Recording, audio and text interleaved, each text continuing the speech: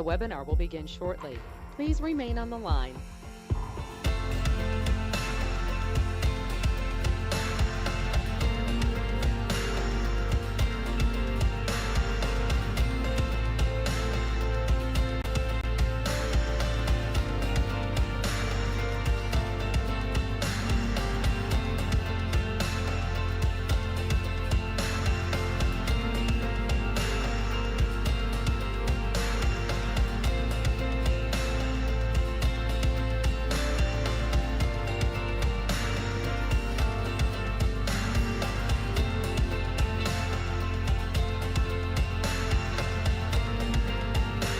The webinar will begin shortly.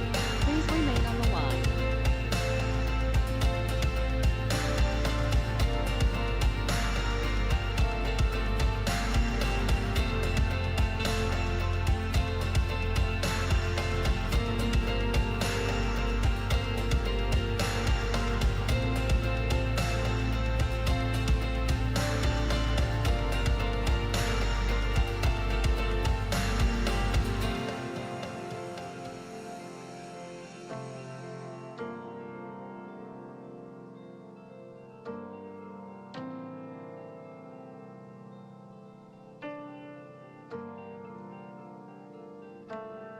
The webinar will begin shortly.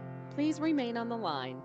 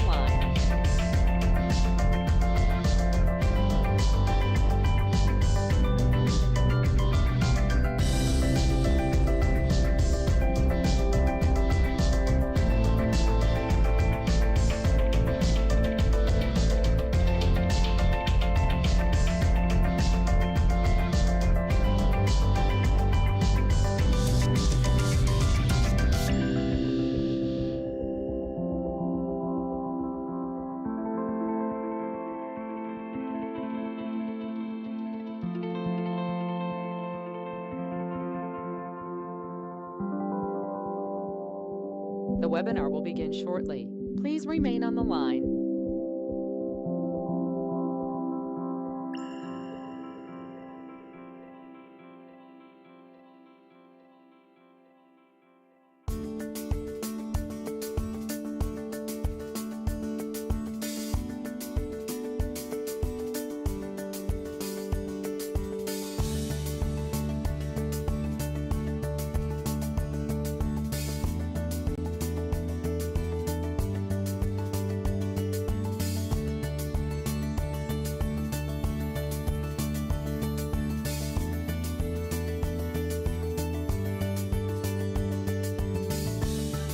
The webinar will begin shortly.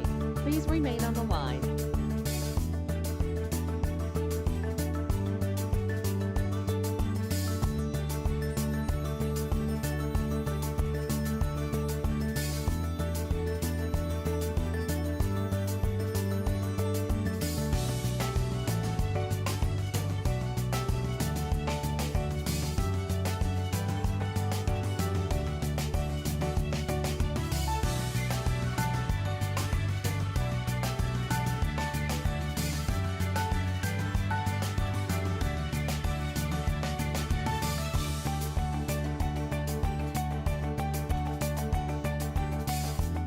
The webinar will begin shortly.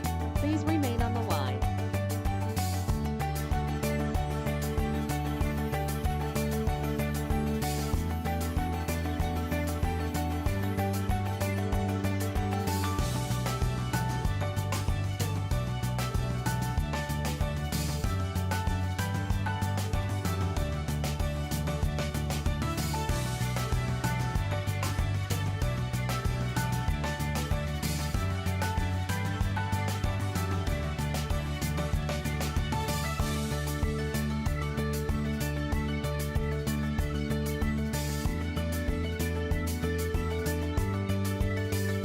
The webinar will begin shortly.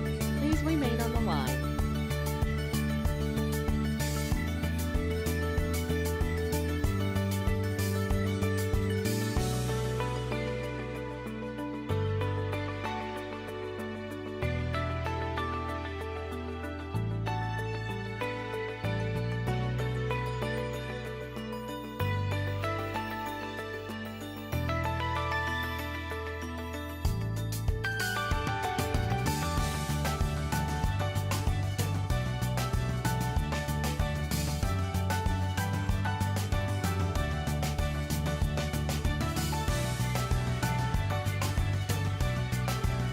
The webinar will begin shortly.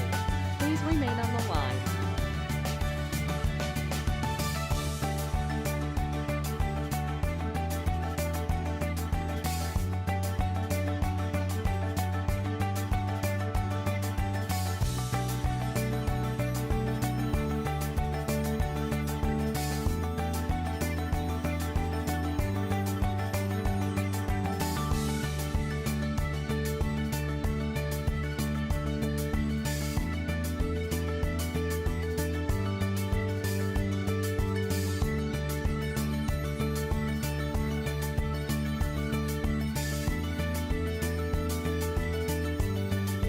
The webinar will begin shortly.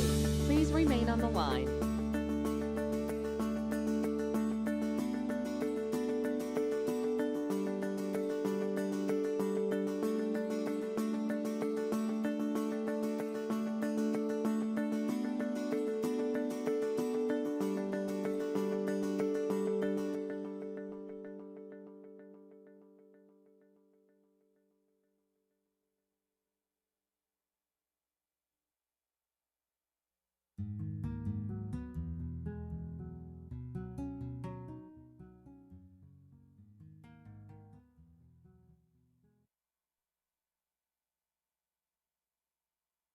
The webinar will begin shortly. Please remain on the line.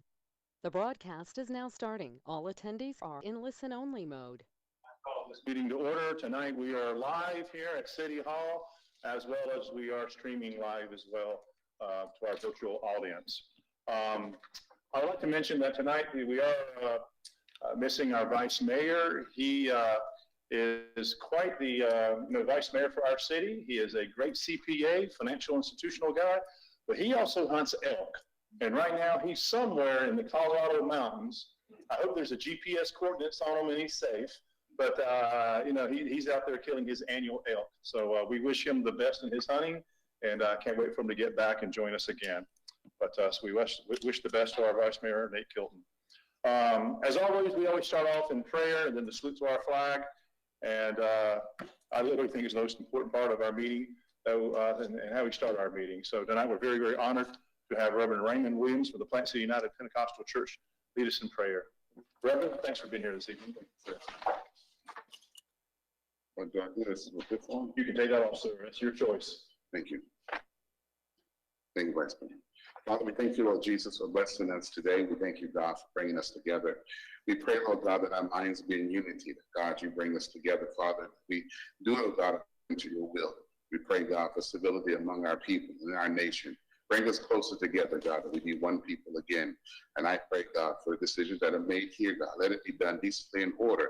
And I pray, God, that peace be upon each mind and each heart as they take care of their city and the people, oh God, that live therein. In Jesus' name, amen. Amen. You got the flag up? There we are. Attention, salute, pledge. I pledge allegiance to the flag of the United States of America and to the republic for which it stands, one nation, indivisible, with liberty and justice for all. Thank you. Please be seated. Reverend, thanks for being here this evening. If please join us off, okay?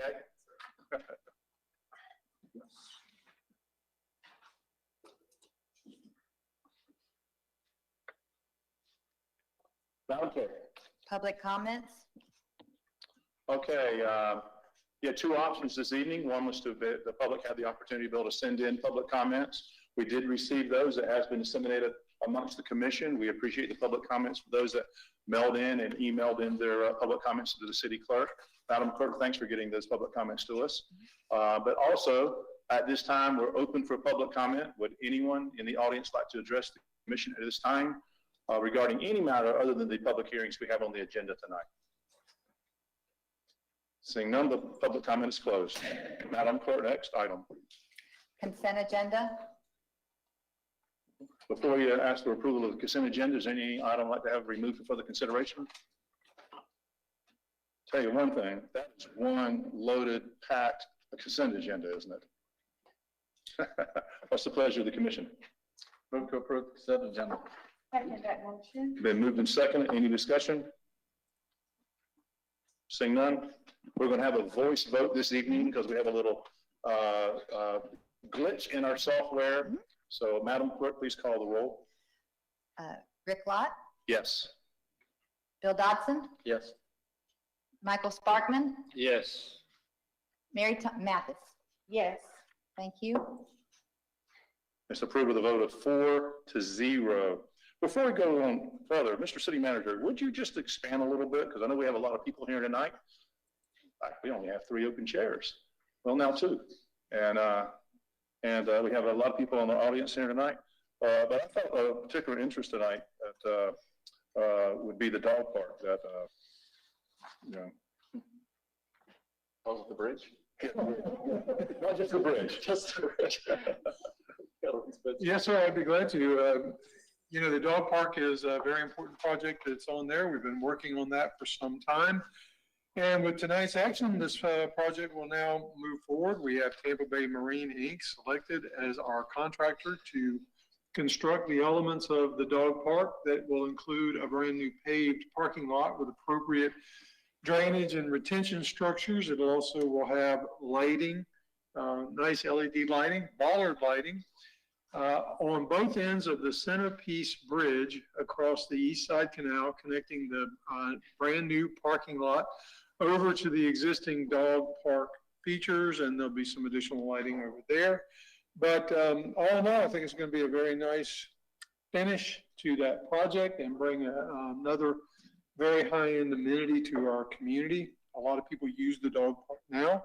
I believe that these improvements will make it that much nicer and easier to utilize. And of course, I think that, when you have a bridge over the canal like that, it kind of adds visual element as well. People driving by will be interested in it and probably pull in and discover the dog park and all that it has to offer. And we should see increased use of it. So I'm very happy to see that go forward. A couple of other items on the consent agenda, since we're talking about it.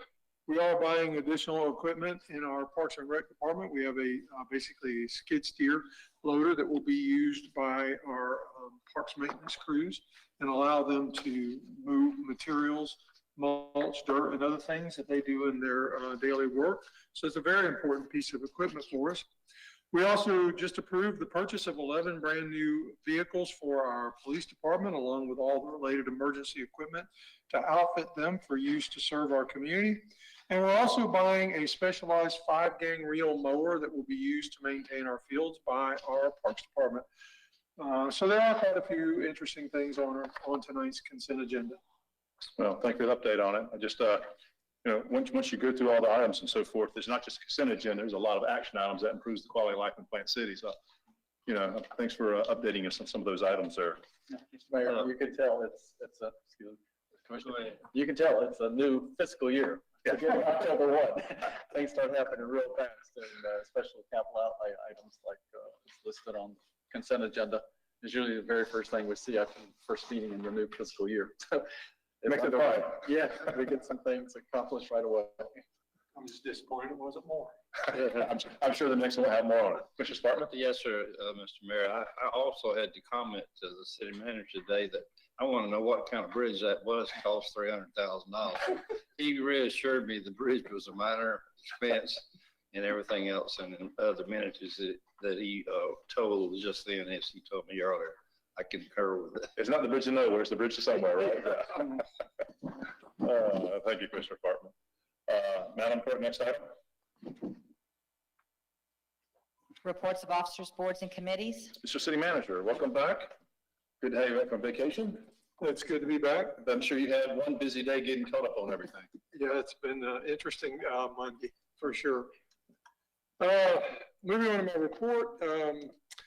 Very quickly attached are the quarterly reports for the fourth quarter of our previous fiscal year from the Boys and Girls Club, Main Street, the Railroad Museum Society, Plant City EDC, and also the Plant City Chamber of Commerce. They are there for your review.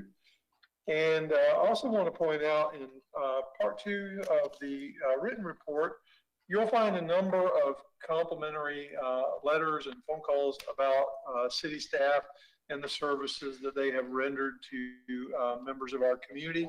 It's always good to see that type of feedback for the job that's being done. With that, I will let the written report stand for itself. I do have an action item for the commission's consideration. We have we had a bid out on solid waste roll-off container services. We had a bid protest on that, and we've been through our due diligence period on it. And to bring the commission up to speed, because we do have a resolution requiring commission review, discussion, and action. We have Robert from our procurement division, and he will come forward and deliver a presentation that will outline the situation that we are in with this particular bid.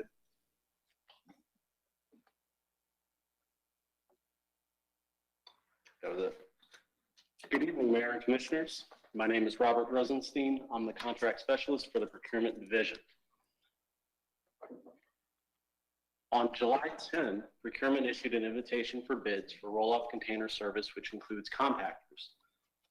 This is for hauling and disposal of commercial waste for both the city and many of its local businesses. On August 13th, the bid closed with 4 responses, the low response being from Russo & Sons. Staff performed their due diligence on the Russo & Sons bid response, and on September 3rd moved to reject it, and this was for 2 reasons. The first reason is it failed to demonstrate the requisite minimum of 5 years of experience in same type of work. Of the 10 references provided in the bid, only 6 were for contracts in Russo & Sons' name, and of those 6, none evidence required experience for compactor hauling. The second reason is the bid response failed to demonstrate the minimum of 3 projects of similar size and scope to the city's operations. As such, staff began due diligence of the second low bid from Republic Services of Florida, and on September 10, 2020, issued a notice of intent to award the contract to Republic Services.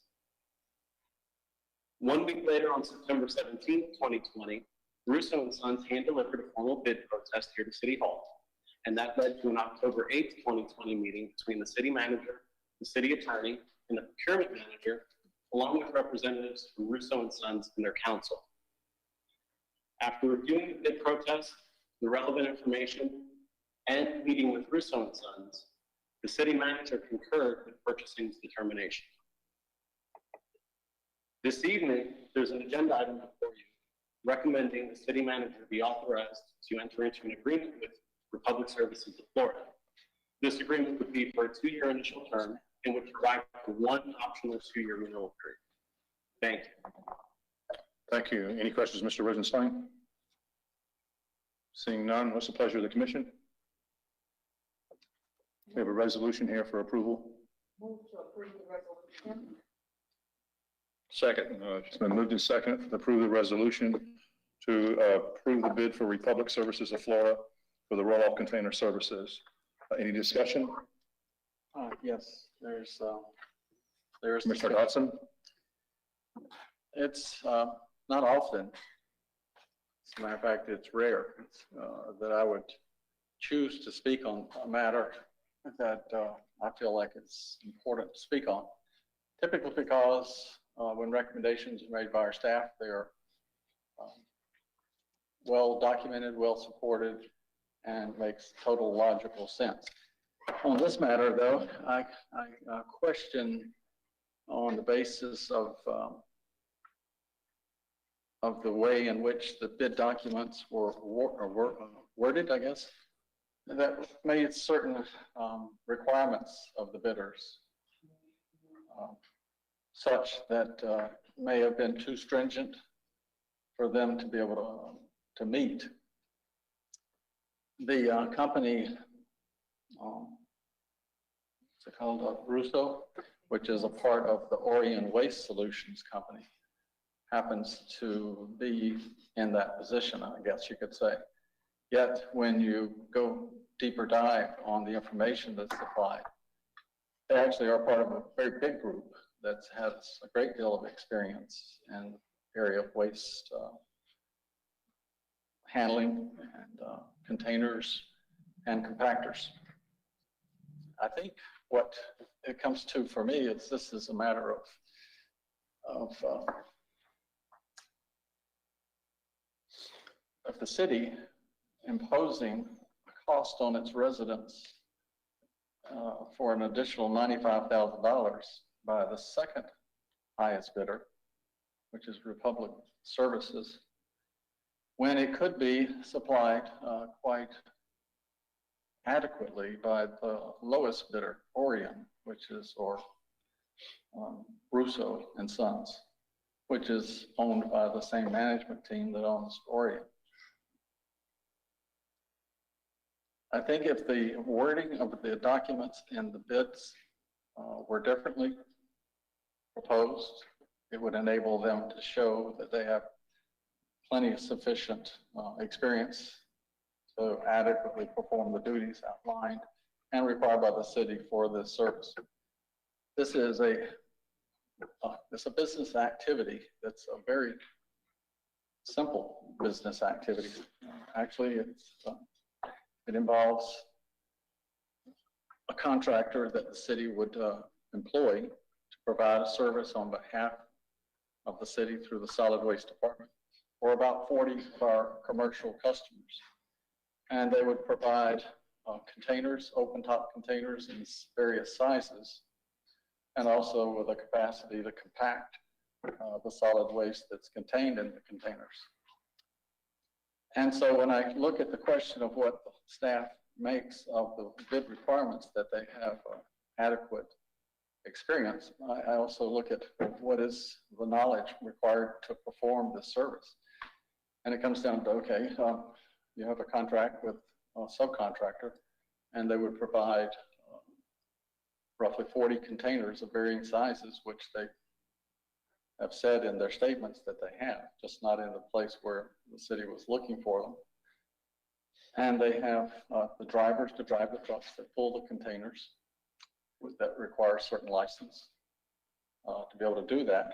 And the only question would be whether they have the required base of knowledge to work the compactor that's within some of the containers. But for me, for the difference of a $95,000 value on the bids, when you have a contract with a subcontractor, they are responsible for providing all of that and taking the risk associated with it and obligated to not receive any more than what they have proposed in their bid. So I see really no basis for paying another customer, another subcontractor, $95,000 more when we can get the service provided for $95,000 less. And there's always the point that if that service were inadequate, as experienced through a short period of time, we always have the right to fire them. You know, if they don't do properly, contract allows for us to say, that's it, you're done, you didn't get the job done. Or we can start by just going right back to the beginning and taking another whole look at this as a wholly different business model. For me, it also exposes something that should be of interest to the city, since this is a component of what the services are that's provided by Solid Waste Department. We collect waste, dispose of it, and we get and we charge our customers for the service that we provide. This is another component sector, limited to roughly 40 commercial customers. They also pay a fee for that service. So when you think of $635,000 for a 2-year commitment from the city, that's a small business. And as it turns out, the highest bidder was $1.2 million. So it's like a small business in itself. It opens up, for me, the thought that maybe this is a line of work that we need to add to our services performed in the solid waste department, as we do others, instead of contracting it out. So we could probably do quite well with it at that kind of, with that type of revenue that would be generated to cover that type of cost that's imposed on us by a contractor that we would be providing the privilege of making that money instead of the city.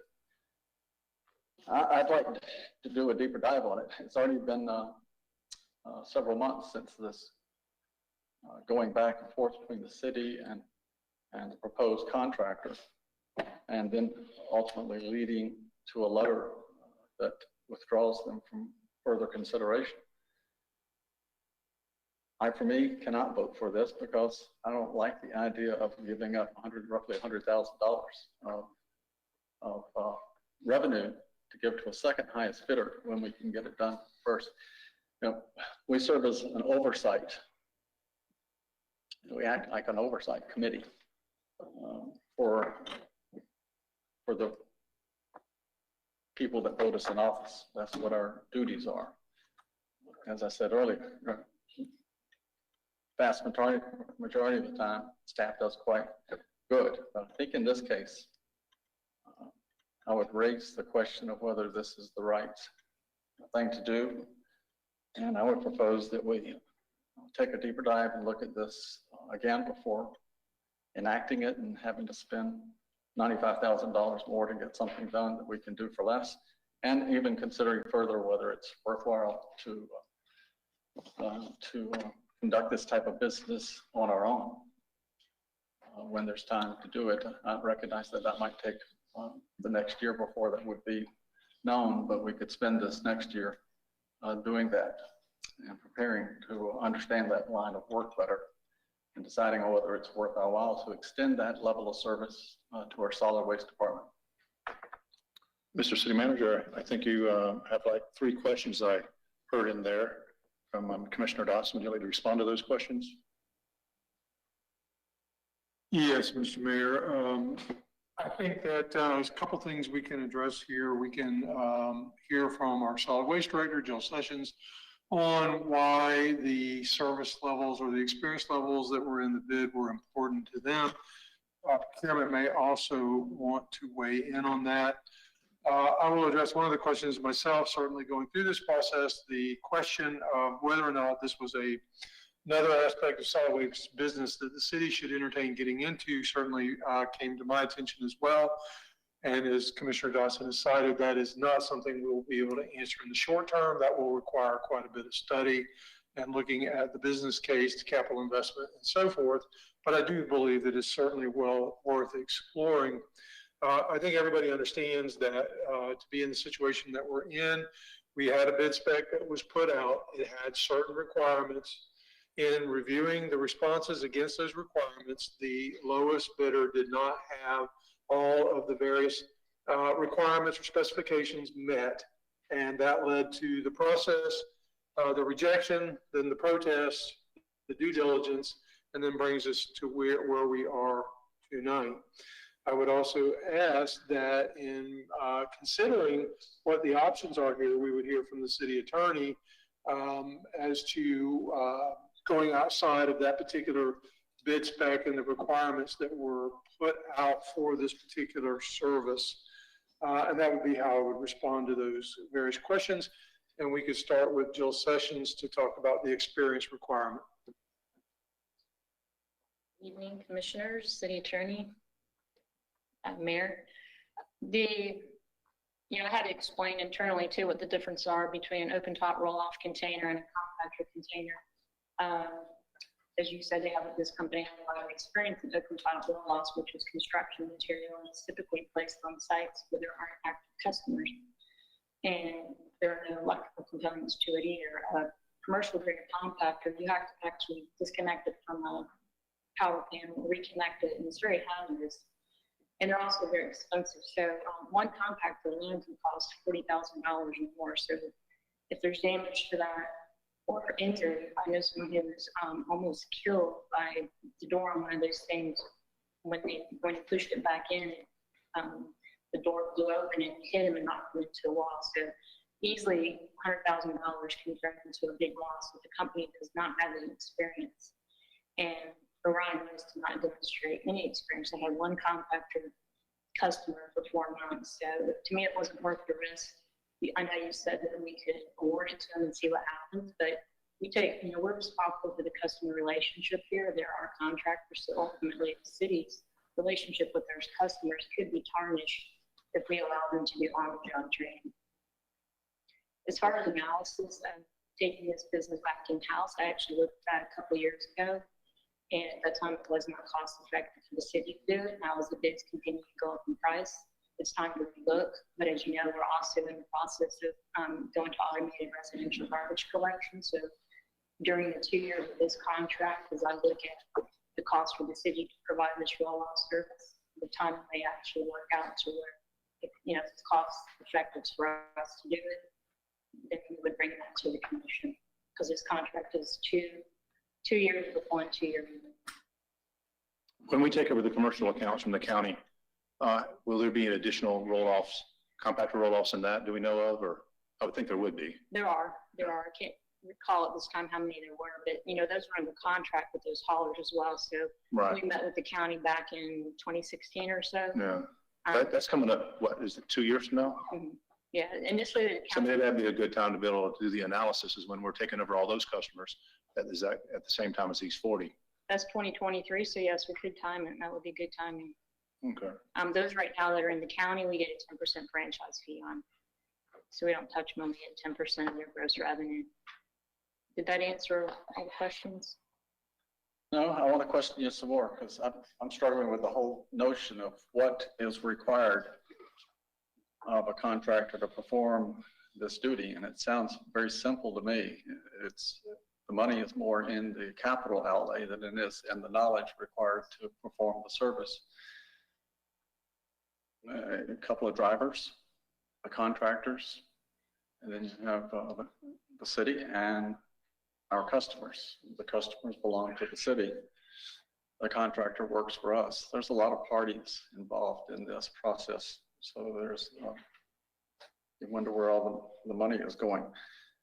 And if the content of the knowledge required to perform the service is limited to the driver that pulls the container driving a truck, then that level of knowledge is obtained quite simply by hiring it.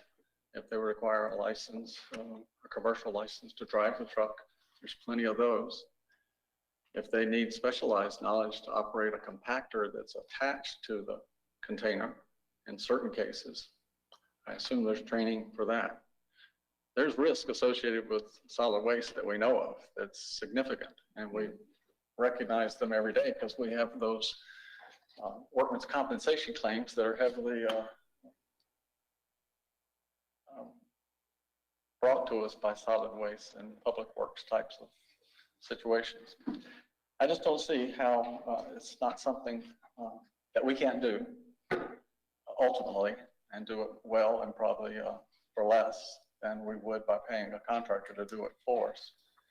But in the meantime, I don't see anything that you've said that adds to why we shouldn't award it to the lowest base bidder and save our residents $95,000 in doing so, because the knowledge required to perform the duty is attainable by paying for it, and that's a market value situation. The experience that you say that they don't have is debatable because the company that's making the bid is owned by another company that's much more significant than they've demonstrated. And the backup information that's been supplied, that they have all of the inventory in place in good condition, ready for servicing and set aside for this bid had they been awarded it. So I keep coming back to the point of, well, why would we pay somebody else $95,000 more than what we can pay the lowest bidder to do the job that's asked of them, and they have to assure us and carry all the insurance necessary to protect the city from any circumstances like you've mentioned earlier, because they are a contractor of the city. We would not be responsible directly for any incidents that might occur in the transaction of their business on behalf of the city while they're performing it, because they would have insurance to protect us against it. Mr. City Attorney.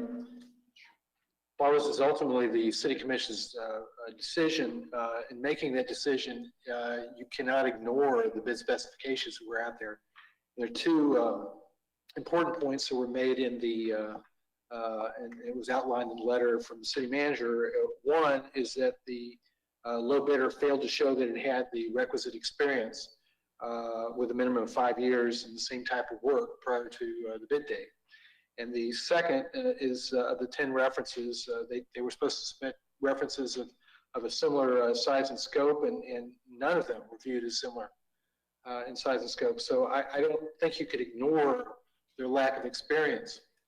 I understand the city manager's office would not be recommending this. I understand Jill Sessions was explaining the significance of why the experience is necessary, both from a safety standpoint and from an operational standpoint. But one possibility would be you rebid it out and you come up with different specifications. But I think that the significance of what they're talking about in terms of experience, management is saying, is that that's important. And so they're not recommending going that way. They think it's required. At this point in time, if we didn't award it to this second lowest bidder and give it to the lowest bidder, then the second lowest bidder would protest because the lowest bidder didn't. I would think at this point, since now it's come before the city commission, I think then you would very likely see some litigation over that because they would point out the lack of experience of the low bidder, as was made by the procurement manager as well as the city manager. We've laid out the case for them as to why that would not work. So let me ask you this: we had a bid. Mm-hmm. We received the bids. We put out a request for bids. We received the bids. Yes. Our process analyzed the bids and ranked them. Okay. We then made a selection on that bid. It was protested, and then from my understanding, it went through all the necessary steps of the protest? Absolutely. Okay, so this has been 100% completely done by the letter of the law here at Culver City? Yes. Okay. Okay, fair enough. And I just want to make sure that was clear. Mr. Mayor, City Attorney, Yes. I'm not raising any questions about legitimacy of the process. Oh, I got that. I just want to make sure we were clear that it I was. recognize that everything's been done legitimately and above board and properly, with great concern about the details of what the outcomes would be.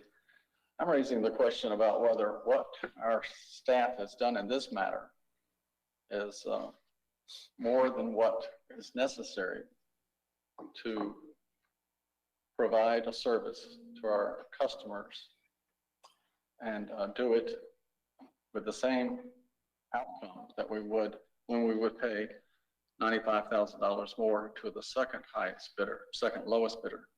When the main issue for me has to do with the scope of work required in the supply of the service. We've got 40 customers. We've got several different types of containers that they fill with solid waste. We pick them up. We dispose of the solid waste. We send them a bill for it. That's it. That's the sum of the service that we provide. Why do we need to pay $95,000 more to a company that will charge us that much more when we have a company that can do it and does have adequate experience, but not through the name of the company that actually placed the bid? They are a component of bigger companies that provide not only the capital outlay, but the requirements for the personnel to drive trucks that pull the containers. We don't have that responsibility under that contract. I just cannot So you're voting no? I will definitely vote no, because I can't justify. So Our customers are charging our residents taxes $95,000 more for the same level of service. The customers' rates are not increasing. Pardon? The customers' rates are not increasing except the 3% that was voted on before this bid was awarded. I couldn't understand you though. Customers' rates are not increasing with this. Well, I understand. Yeah, but there's a fee structure for this service that a commercial customer pays. Mm-hmm. And that hasn't changed. I understand that. Right. So we have, is there any other discussion? Yeah, Mr. Mayor, thank you. All the conversation. First of all, it would not be a bad idea to maybe the city at a future date look at this service. I just recently, 4 years ago, bought my son a company just like this in Lake Wells. So I have some knowledge and have seen the numbers, and I've seen equipment and all this different type of stuff that I've gotten kind of familiar with. I would not agree to for the city to go into this with the expenditure that we're doing for the new automated service. That's priorities already approved, it's in works, it's in to go. And this 2-year contract would get us further down the road and to look at it further along this. So I'm gonna vote in favor of accepting the city manager's recommendation. Well, I'm gonna vote for it, and my rationale is I went through it a lot today. I looked at it because I have the same concern. A dollar's a dollar. We always try to squeeze, the right a dollar. And I also realize is that it's a very, very, it's more of a comprehensive service than just solid waste. It is some of our largest commercial accounts we have. There's an expectation level we have. It is a fee-based structure in our organization. But I do believe, like Commissioner Dodson said, and like Commissioner Sparkman said, and I'm sure Commissioner Mathis will add to this in a second, is that we know that we're about to pick up all those county customers in 2023. Okay, that's only 2-3 years out. Okay, this contract lasts a couple of years. Okay, as long as it's approved. I think the timing is perfect for us to take the current customers we have, all those additional customers we're going to be able to have, and then the first to be able to do a cost analysis at that time and see, does it make sense for us to be able to bring it in-house, or does it still make more sense for us to be able to outsource it like we're contemplating this evening? Does that sound reasonable, Mr. City Manager? Yes. Okay. At this time, we have a motion and a second. Is there any other discussion? Yes, Commissioner I have Mathis. one comment. First of all, thank you so much, and thank you as well.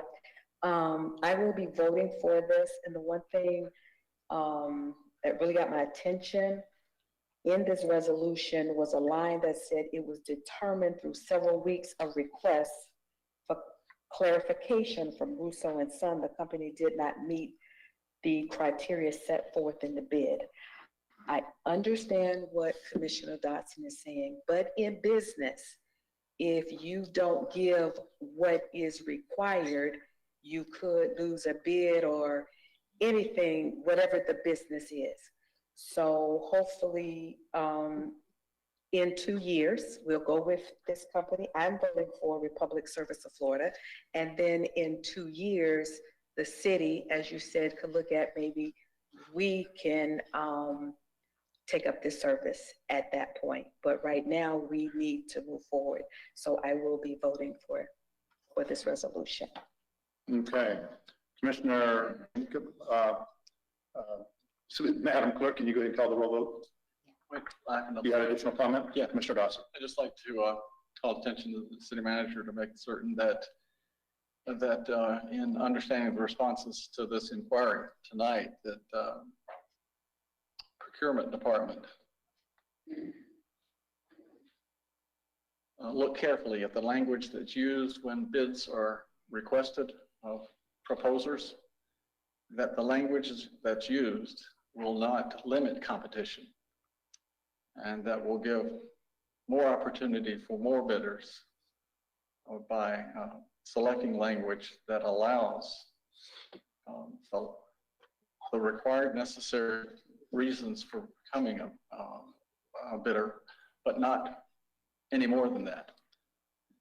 It's clear in my mind, this company has more than enough established experience, and those 3 weeks that you refer to without response has been, and also in the language, you might not have read it, but there was a lot going back and forth between the city and the bidder. And they were adequately responding to the questions of the city with information that should have been sufficient in my mind. I cannot, for my vote, give up $95,000 to the second highest bidder when we could have gotten the job done for $95,000 less for our residents. Thank you, sir. Any other comments? Seeing none, please call the vote. Mayor Lott, Yes. Commissioner Dodson, No. Commissioner Sparkman, Yes. Commissioner Mathis, Yes. And the resolution is approved with a vote of 3-1. So City Manager, any other report? No, sir, that will conclude my report. Thank you very much. City Attorney.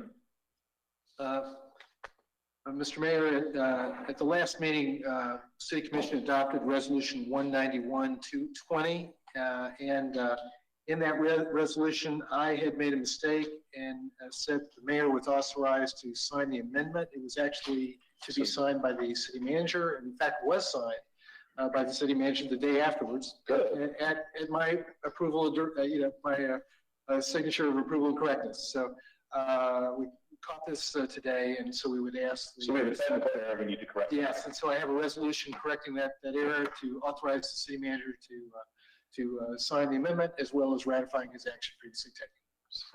Any questions for the City Attorney on this resolution? None? Motion to approve the resolution. Okay, Commissioner Sparkman, and a motion to approve the resolution. Is there a second? I'll second that motion. Commissioner Mathis, second. Any discussion? Seeing none, Madam Clerk, please call the roll. Mayor Lott, Yes. Commissioner Dodson, Yes. Commissioner Sparkman, Yes. Commissioner Mathis. Yes. Thank you. That's approved with a vote of 4-0. Mr. City Attorney, any other business? I have no further report. Okay, thank you. That was quick. Madam Clerk, No report. Commissioner Mathis. Yes, sir. Welcome back to our city manager. Hope you had a great vacation, and we're looking forward to those beautiful pictures.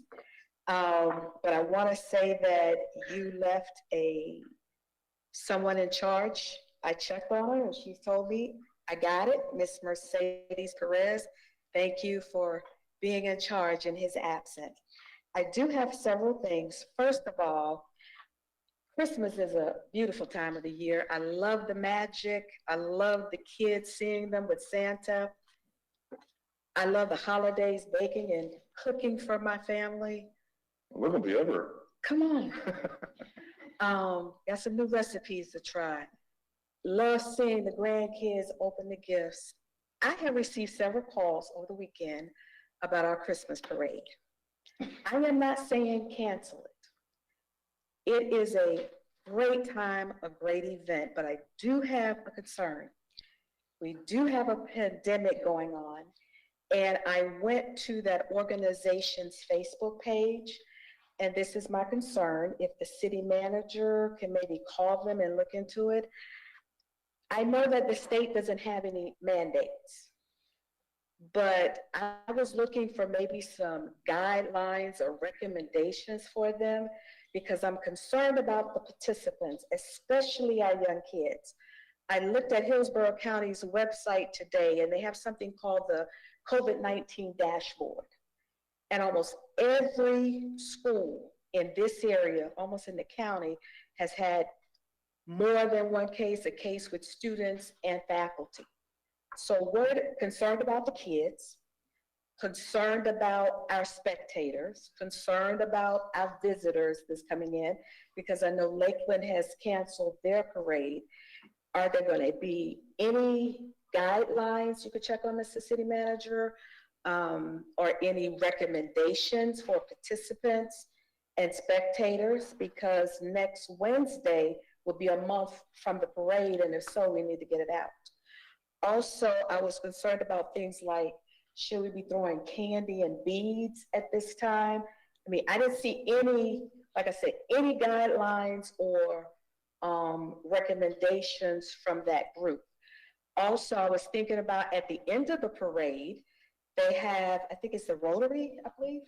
They have the hot dogs and sodas for the kids, and they're all jammed up there together. It's just a concern of mine, because like I said, there is a pandemic still going on, COVID-19, some of the cases, going up, and I do not want this to be a super spreader event. So, Mr. City Manager, if you could just check with them. I even thought about, somebody put on their Facebook page, if you have underlying health issues, don't come. And I agree. So maybe Ms. Yvonne Fry and her group can do it live, and if people are home, they can see it as well. So that's really my concern about that. But it's a magical time of the year. Number two, I want to commend our recreation department. My little grandson, 8 years old, is out there trying to think he's the best little quarterback that ever has been out at the field at Max Sansone. And there's 130 of those little kids running around playing football on Saturday morning. The recreation department has done a phenomenal job organizing it and trying to coach them and teach them sportsmanship. Also, last Saturday when I left, I stopped at the Sadie Gibbs Martin Community Center, and the parking lot was full. There was a basketball tournament going on, and it was phenomenal. If you want to see some young men playing some good basketball, you should have been there. So that was great. My last comment is about the fire station. Commissioner Sparkman, what a wonderful address that you gave, and your story about being a volunteer firefighter. But I want to give the time to you because I think that was an important story. But if any of the firefighters are listening, it was a beautiful ceremony. And what I wanted to clue was that they have been there for us. Station number 1 has been there. Station number 2 has been there. And station number 3 will be there. And me as a private citizen, they've been there for my family. In 2008, when my father got sick, they were there. They came to the house. He didn't make it back home, but they were there. They were there for my mom. They even showed up, all 7 of those guys. They walked into the church for her wake. They've been there for my family. They've been there for my husband being a diabetic and he had a low. And when I called them and they put him in the ambulance, they made sure that he was stable before they moved him to the hospital. They've been there for me on June 22nd. Somebody ran a red light and hit me. They were there. Even one of those firefighters, when I got to the ER, it took the doctor a while. He stayed right there with me until the doctor showed up. So to our fire department, what I would have said to you that day, we love you, we appreciate you, and you've been there for the citizens of Plant City. Sir, that ends my report. Thank you. Thank you very much. Commissioner Dodson. Well, I think she said everything that I would have said, and she said it well, so I do not have any further comment or report for tonight. Thank you. Commissioner Sparkman? No further comment, Your Honor. Okay. Thank you very much. I would like to say the Christmas parade, I did attend the board meeting the other night. And so they've literally been working hard on this, but I'm not going to speak for them, but they are establishing their protocols and so forth. And there was a lot of discussion that went on, and I can tell you they're definitely taking the pandemic seriously. And so I think once I think the decision was just voted on Thursday evening. So from Thursday evening now, I don't think they've had an opportunity to be able to get everything posted and everything yet, but I do know they're working on that. So I think some of those answers that you're looking for are forthcoming, and but I'm also looking forward to the city manager's report on that. Ms. Kerr, I think you're here this evening. Are you going to announce the lights of law tonight, or come to the podium real quick? I'll give you a little time real quick, because the night before the Christmas parade would be the lights of law. Well, I'm not sure we're formal announcement yet too. We are also putting together our guidelines for lights of love, but we do hope to proceed with having that celebration this year because it's a great opportunity in Plant City. So. Thank you so much. I know that also the Veterans Day event is going to be occurring. I've contacted them and they said that will be occurring. And Commissioner Dawson, Empty Bowls will be happening this year too, right? That's been a lot of time and preparation put on in an effort to have that event again this year by my wife and the committee that she serves with. And that will occur on November 3rd, I think. I've got my calendar, but On a Tuesday? no, that wouldn't be it'd be a Saturday, whatever that first Saturday of November is. But that event is occurring as well, though. Yes, it is. Yes. Yeah. Okay. It's planned, and there will be protocols in place so that those that do not wish to be served by the chefs that have prepared the soups that are in line at the depot may come through that semicircle that they will be greeted at by volunteers, and the product will be brought to them already prepared and in bowls, and they can take it and go. Okay. November 7th. November 2nd? 7th. 7th.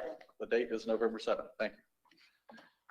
I get in trouble for that one. Fair enough. Mr. President, I want to say thank you for filling in and doing a great job. Okay. And we definitely appreciate your leadership and your service and so forth.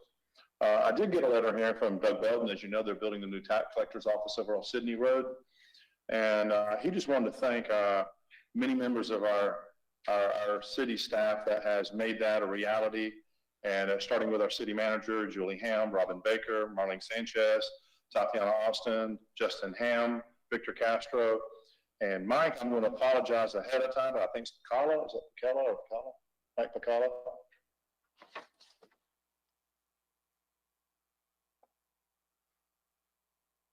Close enough. Okay, Mike, you recognize whether I said your last name right or not. I apologize if I said it wrong. But anyhow, our tax collector, Doug Bell, just want to send his thanks to our team that worked hard to work through a lot of the issues they had out there and make it a reality. They're getting excited about their grand opening that's forthcoming here in 2021. That closes off my comments, and let's go ahead and jump into the rest of the meeting agenda that we have here. Madam Clerk, next item. Legislative public hearings. This is a public hearing on a resolution entitled, "A Resolution of the City Commission of the City of Plant City, Florida, approving 19 vacant land contracts, directing the sale of property therein described, and authorizing the city manager and city attorney to execute necessary documents on behalf of the city in order to effectuate the sale of the properties." Mr. Carr, good evening. Good to see you, sir. Mr. Mayor and Commissioners, Michael Carr, Community Services Manager. This is the public hearing for the sale, excuse me, of the residential lots in the community redevelopment area.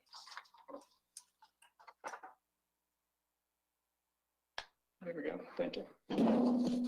Florida statutes, they will allow for the city to dispose of property in the CRA, provided that notice is published at least 30 days prior. Public hearing is required if the properties are being sold for less than fair value. The statute doesn't say doesn't define what fair value is. When we listed the property, we included the property appraiser's market value, but that's not the only factor in determining it, so we went ahead and scheduled this public hearing to be approved. These are the 20 vacant lots in the CRA that were advertised in accordance with Florida statutes. As we'll show in the presentation, these are all developable with the exception of property number 19, the asterisk, that is an undersized lot that would need to be combined with other lots in order to be developed. And as you can see, the 20 highlighted properties are all located within the North Street Restoration Overlay District, which is bounded on the west and north by the railroad tracks, Maryland Avenue on the east and Alabama Street on the south. The overlay district allows for the development of small family residential lots of less than 6,000 square feet and not less than 4,000 square feet, provided they have a minimum lot width of 40 feet, front and rear setbacks not less than 15 feet, side setbacks not less than 7 feet on the side of the main building, or 10 feet from the street private. In addition, the minimum building floor area shall be at least 1,000 square feet with a maximum building site area not more than 35% of the lot. The overlay district also provides for design standards, which include pitched or angled roofs, covered front porches, and there's an additional dozen features that I don't plan on reading individually unless you have any questions. But I do want to point out that they would need to include at least 3 of those dozen features in the design. In addition, the design requirements, when they're visible from the public right-of-way, must be consistent with the front building facade. Snout houses are prohibited, and minimum building floor area, except for those previous small lots that we mentioned, shall be 1,400 square feet. This diagram gives you a depiction of what those possible, when you combine the small historic lot sizes with the design features, you get a smaller, affordable product. I've got a couple demonstrated on 40-foot lots and one slightly larger on 50-foot lot, just to give you a visualization of that. As we mentioned, all 20 of these properties, they were advertised, and the results of those bids, you'll see by the highlighted charts, the difference in the highlights of the high bids are: the green are those that were at or above market value. The yellow highlights were those that were below market value. The 3 builders that you see listed with highlighted bids all intend to build affordable products following those lower street overlay district guidelines.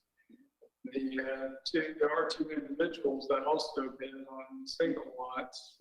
First of all, Mr. Carter, the property number 16, his residence is immediately to the north of that property, and he's just wishing to combine the 2 lots together, which will actually be consistent in size with the other 3 lots that are on the 1300 block of East Dr. Martin Luther King.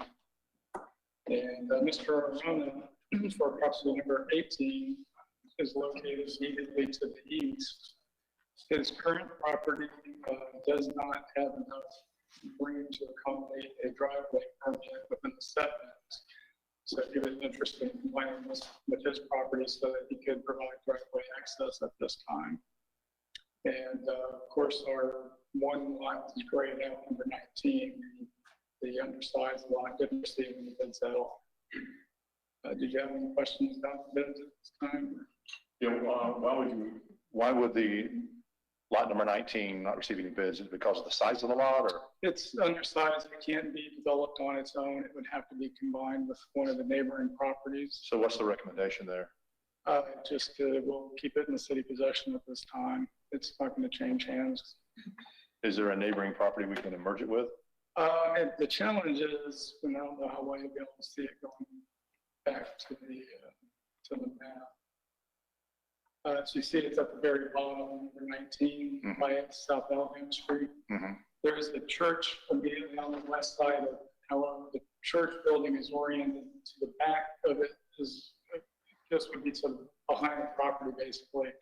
The church also has a wraparound driveway that would go between our property and the church.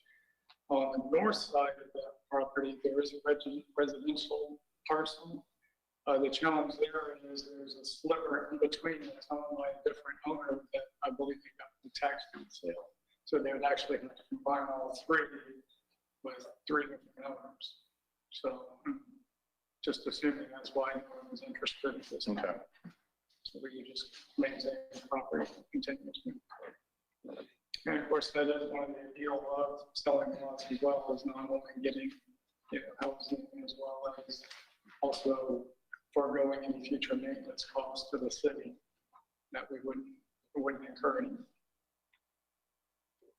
And with that, staff's recommendation is that after the public hearing, the city commission adopt a resolution approving the vacant contracts to the high bidders and authorize the city manager and the city attorney to execute any documents for the sale of these 19 residential lots in the CRA. Any other questions, Mr. Carr? No, but I'll make a comment, Mr. Mayor. Thinking back on this, for all of us that are here tonight, it's only one of us in our membership that has been less than 12, 15 years. We've all been up here for that or more. And during that time, I can recall when we would use funds received from the Community Development Block Grant that we would get annually that comes through Hillsborough County to Plant City, that times past we would buy these properties and combine them. We would buy them and then replat them, I believe is how it was done, so that the lots would be significant enough so that a home could be put upon it. And now that's coming to pass. And I'm really pleased about what this has come to, because we're redeveloping Lar Street corridor there, and that's going to make all of the surrounding property owners' values go up as a result of it. So I think it's going to be a wonderful, once it's built by these builders, I think we'll see a tremendous change in the neighborhood, and I think it will encourage others to do the same. So I think it's a great project. Mr. Carr, thank you very much. Thank you. Madam Clerk, do you have anyone virtually that was asked to speak on item 6A on the agenda? No. No, thank you. This is a public hearing. Would anyone in the audience like to address the commission at this time?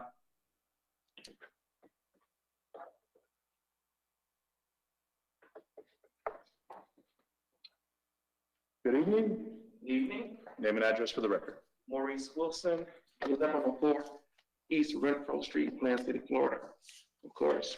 Now, my concern is I typically live in an area, and I guess my concern would be two things. Number one, the historical value, with that being an African American community, and the high traffic that will come through that particular area. Now, Laura Street has been many years ago known as one of the predominantly African American communities, those businesses, all the good areas there. So my concern would be, is one, the amount of traffic that will come through that particular area, with our schools that's over that area, with our new park that's in that area. The traffic would be number one. Secondly, not only the traffic, but was there anything that we're looking for to either have some of that property donated to some of the areas over the, for instance, we have the greenhouse. That's in the area. We're looking for other organizations so that to try to keep that particular area, the low temperature area down. So I'm not too happy, I guess I would say, but that I know that we are expanding. I know that we are building. My concern would be that particular area, how traffic, and also the historical value in that particular corridor. If there's something that we can make sure we preserve, the streets that's there, those bricks that are down there, are still some of the original bricks, and I was a little child. But so make sure we can try to preserve some of those historical values in that particular corridor. So that'd be, I'm not saying I'm not too happy about it. I know we are expanding, that city is growing, but still at the same time, we don't want our particular area, my residents that live in the area, to lose its historical value in that particular area. So something could be done to help to, if there's a, I guess for more or less, if, I don't want to lose the historical value in that area. Fair enough. Okay. And so I understand the bills, but let's keep in mind residents that are in the area, the traffic that's in the area as well. Okay. Thank you, sir. Thank you. This is a public hearing. Would anyone else address the commission at this time? Seeing none, public hearing is closed. I'd like to address the last question there, okay?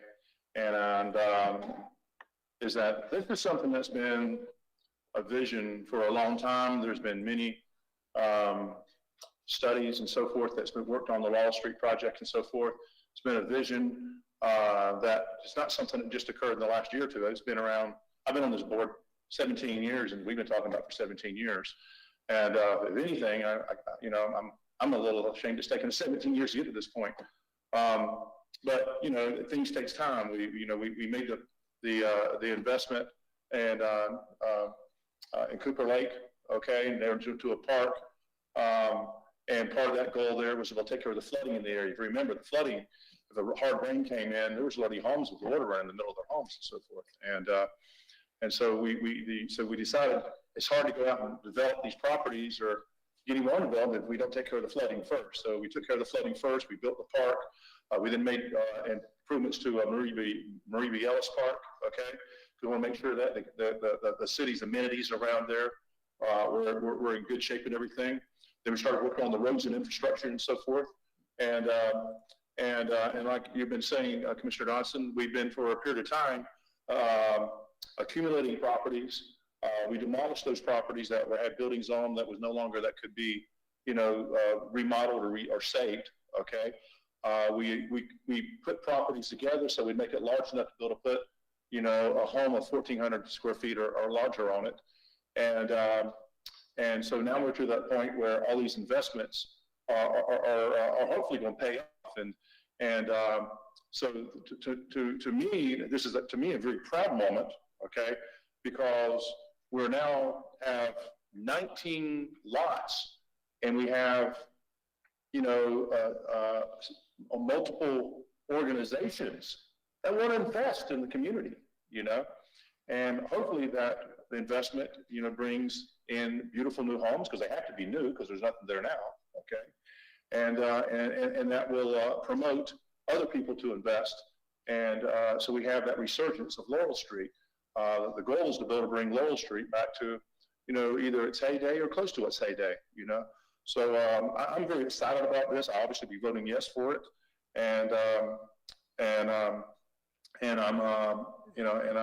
I'm just hoping we can get these deals closed up as soon as possible so we can get to work on them. Is there a time frame that the owners of these lots have to build on these? That was the only concern or question I had. Mr. City Manager. We do not have a specified time frame, but I can tell you that the vendors that we've been working with on this project are ready to go. I see some of them are in the room tonight. They're very excited about this, and they're ready to start building houses, and we're very excited for them to do that. Fair enough. Any other comments from the commission? Yeah, well, Commissioner Mathis? I agree with everything that's been said. I grew up and was raised in this community, and I think, thank you, Mr. Wilson, for your comment. And one thing I said when you was appointed part of the code enforcement, that was one thing that was near and dear to me, to make sure that we keep our city and all our communities up to date. Number one, the makeup and the citizens that used to live in that community, it has certainly changed, just as the populations of our schools have changed. I think it is a wonderful, wonderful thing. I remember when we did Cooper's Pond, I made a comment that day, I never forget that day, that we have some citizens that will now have lakefront property. And what the city is doing now with Cooper Pond, adding the exercise equipment, I can't wait. I walked earlier today, you all should join me, I'll be there 8 o'clock in the morning, over at Brewer Pond. Beautiful, beautiful day, and people are walking. So what's happening here is that our code enforcement has gone through to make sure that homes that were in disarray and people could not repair them as such, they've been brought down. And I call them all the time when I see something. Matter of fact, I have a couple more I need to call them on that they need to look at. But I'm looking at 18 because 19 won't be developed. Well, 19 properties, but number 19 won't. That will add such beauty to the community with landscape, and folks in this community from all over can be able to come and purchase a new home. I am so excited. Affordable home. Affordable. I'm so sorry, like you said, that it's taken so long, and I can't wait to see where you say some of the developers are here? Where are they? Mr. Reynolds is Home Plus. Over here. Raise your hand. Over here. Okay. I can't wait until you get started. I can't wait. And matter of fact, in this community, we've had builders to go in already and start some homes. There's a beautiful one. I don't know who did that, across from Lincoln Elementary School on Renfro Street. There's some beautiful homes that have added so much beauty. I'm proud of the community, and I can't wait to see it come. So I understand kind of your concern, Mr. Wilson, but I am so proud of what's going to happen in my community where I was raised, right on Dr. Martin Luther King, and my son is sitting there. He lives in that house where I was raised now. So I am so proud to see this happen. So I'm definitely going to be voting for it. Hope I can make the motion. I got a question for you. When's the groundbreaking? 30 days, maybe I'll be done. Okay, 30 days, sounds good. I don't want to put him on the spot, Mr. City Manager, okay?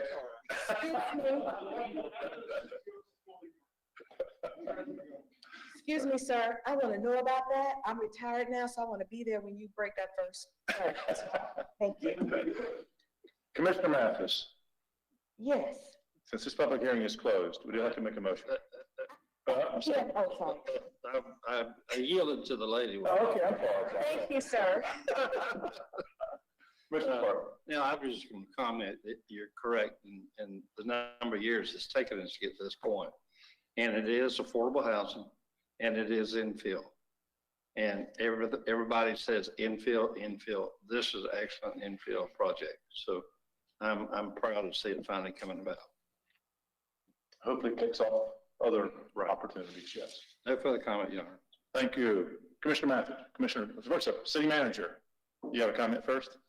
If you don't mind. I agree with everything that's being said here tonight. I am extremely pleased to be at this moment that we can do this and create this opportunity for housing to be built in this particular portion of our community. And you're right, it has taken quite a while to get here. And I want to mention that the patience of the construction vendors that we've been working with has been very much appreciated. We actually had this ready to go earlier in the year, and then COVID started, and we had all the impacts of that. You know, we went into remote work and a bunch of other things, and it actually set our timetable back quite a bit. And we've had to go back and re-sign agreements because of the amount of time that passed since we first started this. So to be here tonight is very important, and I'm really appreciative that we have tonight to have this opportunity to create the chance for these homes to be built. But I also have to say a special word of thanks to Mike Carr and our city attorney, Ken Buckman, because they've done all the heavy lifting to get us to this point. If you look at your agenda packet, all of these agreements are here, and they've had to do all of the, as I like to say, cat herding to get all of that done. And I greatly appreciate their contribution to getting us here. I would say to the concern about traffic, remember that these lots are not all located along Laura Street. They're not concentrated. They are spread out through the entire Laura Street overlay district. So it's actually a nice spread or dispersion of the lots, and that certainly helps minimize any impact on that. And I would also point out that there was an excellent point raised about, did we consider donating any property? And you will recall, commissioners, that you took an action, it might have been as recently as the last meeting, if not that, it was just the one before it. We actually took one of these lots out of the mix and retained it, and we did a lease back to the Bing House to support their operation. So we did have that particular line of thought go into our decision making, and the Bing House has directly benefited from that, the city retaining that particular lot and then leasing it to the Bing House for their operation. So I think overall this was a very holistic approach to addressing needs within the community. I'm very excited about the action that I think you're about to take. Commissioner Mathis. Yes, sir. I move to approve this resolution. Is there a second? Second. Okay, we have a motion by Commissioner Mathis, second by Commissioner Dodson. Any discussion? Seeing none, Madam Clerk, please call the roll. Mayor Lott, Yes. Commissioner Dodson, Yes. Commissioner Sparkman, Yes.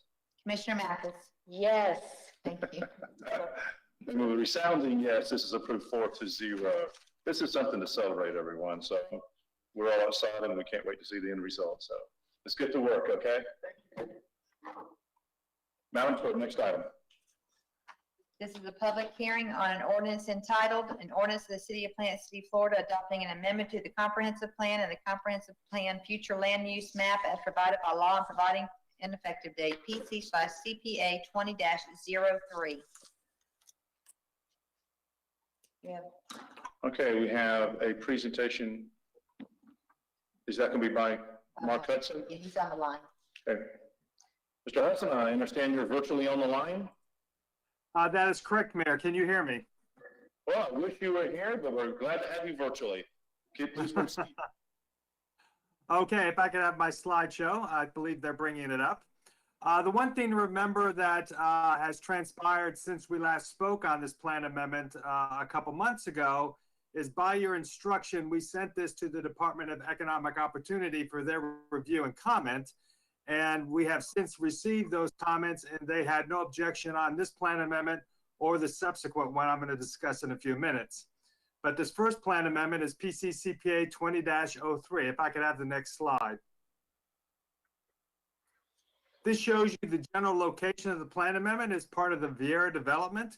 It is south of East Knights Griffin Road, west of Charlie Taylor Road, north of Midway Road, and east of Fraser Lane. Again, the identification number is PC/CPA 20-03. Next slide, please. This shows you a little bit more detail of the affected area. It is surrounded by the dashed lavender line. The applicant wishes to enlarge the mixed-use node that is located on the intersection of East Knights Griffin Road and Charlie Taylor Road, signified by the, again, the dashed lavender line. You can see the municipal limits of Plant City by the blue dashed line. If I could have the next slide. So by way of a little bit of background, what is being affected by this plan amendment? Again, it is being privately initiated by those involved with the Vieira development. As it's over 10 acres, we did seek the Department of Economic Opportunities review, and they did have no objections. It encompasses about 90 acres, of which really 55 are really particularly impacted. Its request is to go from mixed use, residential, commercial, residential for natural preservation to mixed use, residential, commercial. Now you'll notice that two of those plan categories are the same, and that's really more just to define the proper boundaries through a survey and a legal description. The real effect of this change would be changing the residential for to this mixed use plan category. If I could have the next slide. So this shows you the future land use map as it stands today. The affected area is surrounded by the black dashed line. You can see the lavender color, the mixed use residential commercial, which part of the property already has that land use category. And you can see the light yellow with the residential for. That is the particular area that's being affected by this plan amendment. If I could have the next slide. If the plan amendment was approved this evening, you can see that whole node there that is located on East Nice Griffin Road and Charlie Taylor Road would become the same plan category, the mixed use residential commercial. Next slide, please. I do have a couple photographs, both aerials and on site to give you a little idea of the character of the area. This shows you an aerial plan amendment, and you can see it is undeveloped as we speak. If I could have the next slide. And this shows you the looking west at East Nice Griffin Road at Charlie Taylor Road to give you an idea of how that intersection looks today. Next slide. This is looking east on Knights Griffin Road, coming into this plan amendment site. Next slide.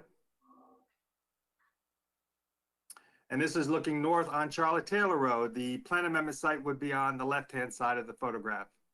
If I could have the next slide.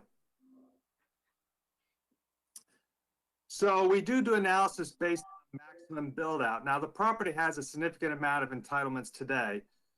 Right now the entitlements are about 531 dwelling units and 164,000 square feet of commercial/office uses. If this was approved, that would increase to 917 dwelling units and 480,000 square feet of commercial office uses.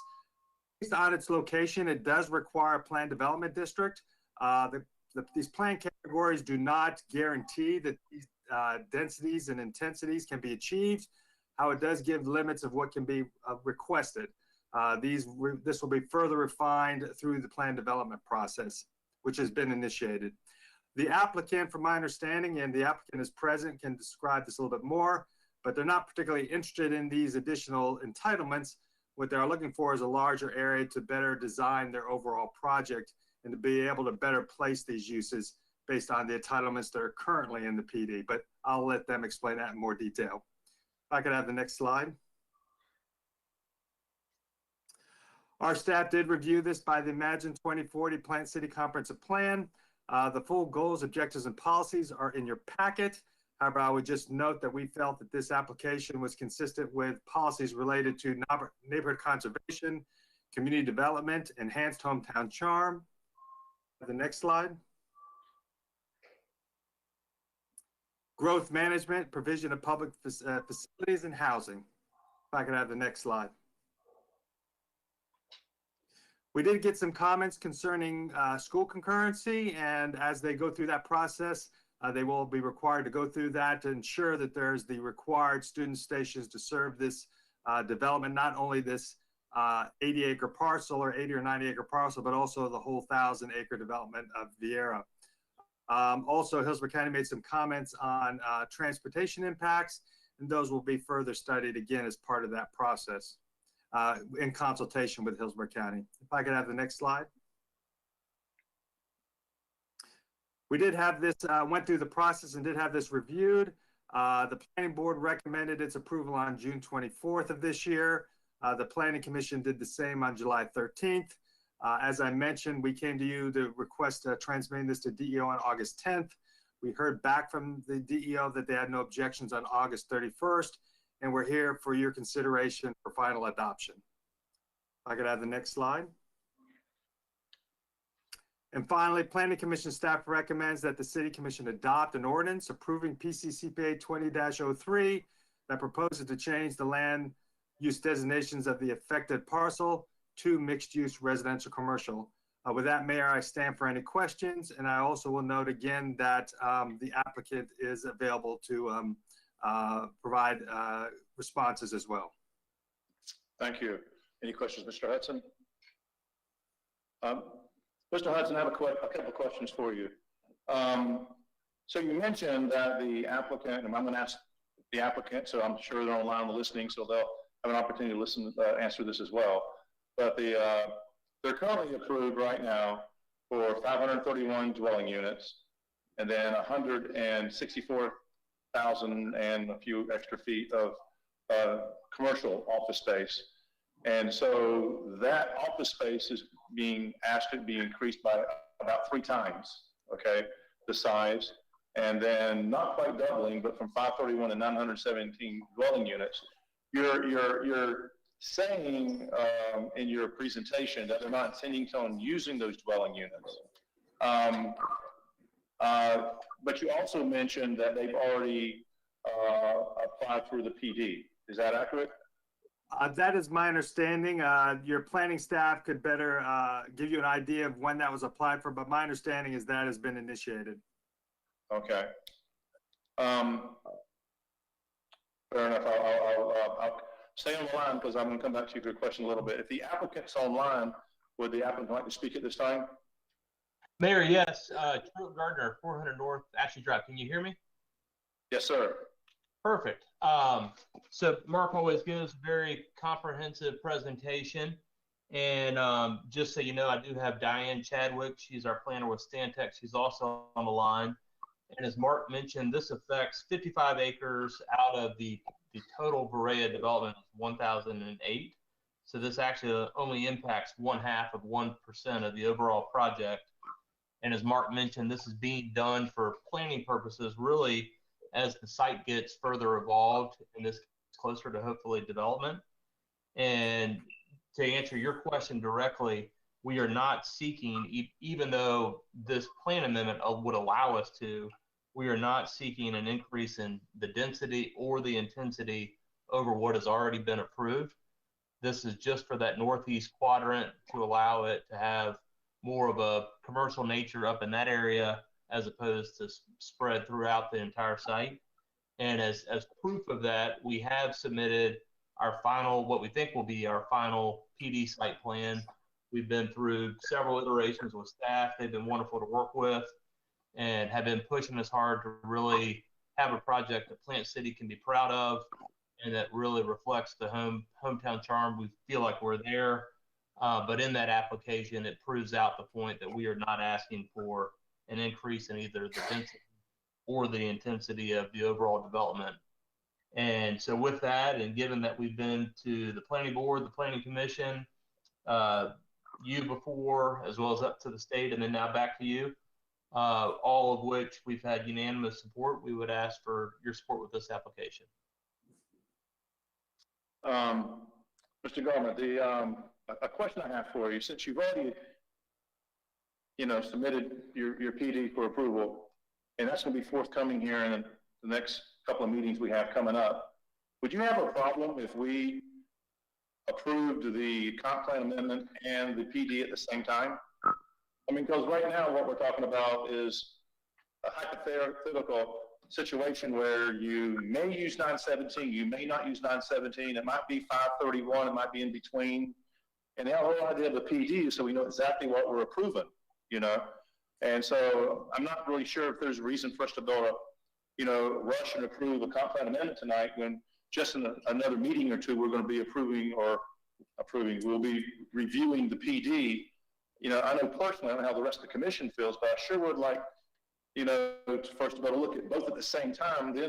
Then we know exactly what we're getting, and we take out this unknown that, because this here says 917. I understand you're saying you're not going to utilize it, but it's 917, and also, we have a responsibility protecting our community and our city and so forth, and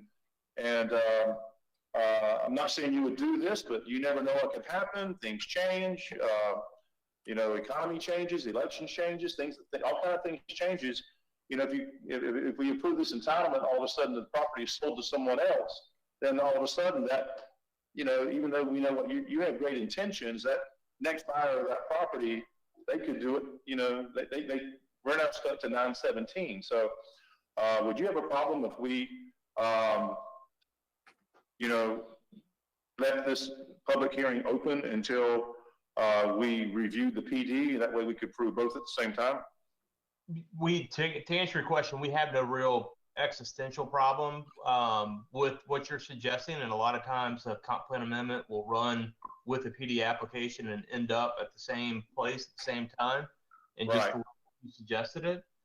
The only thing I would say is we've been at this for a long time. We've kind of drifted sideways through no fault of you or your staff or the other commissioners, but through COVID. So D.R. Horton here is, on a track with deadlines and due diligence items. So we're just trying to knock things down as we proceed. So as long as I think we're there with our site plan, and as long as we're on a path to be able to be heard for you by you in both this application as well as the PD, that would be fine. Well, we've heard from staff that you're even taking a lot of the suggestions we're talking about and some of the changes we're making in our form-based code going forward in the future, possibly. So it seems like you're having a willingness and wanting to, build a quality product and so forth like that. I think I myself, and I don't know about the commissioners, when we get rid of the public hearing, we'll have this discussion. But I just want to make sure you're okay for us to be able to continue this public hearing and deal with the comp plan amendment and the PD at the exact same time. That way, this commission, everyone involved knows exactly what we're occurring and exactly what we're approving. So thanks for confirming that you wouldn't have a problem with that. That would be fine. The only thing I ask for is your credit that what I'm saying now, that we're not asking for any increase in density or intensity. I get reminded of that when we're back in front of you with the rezoning.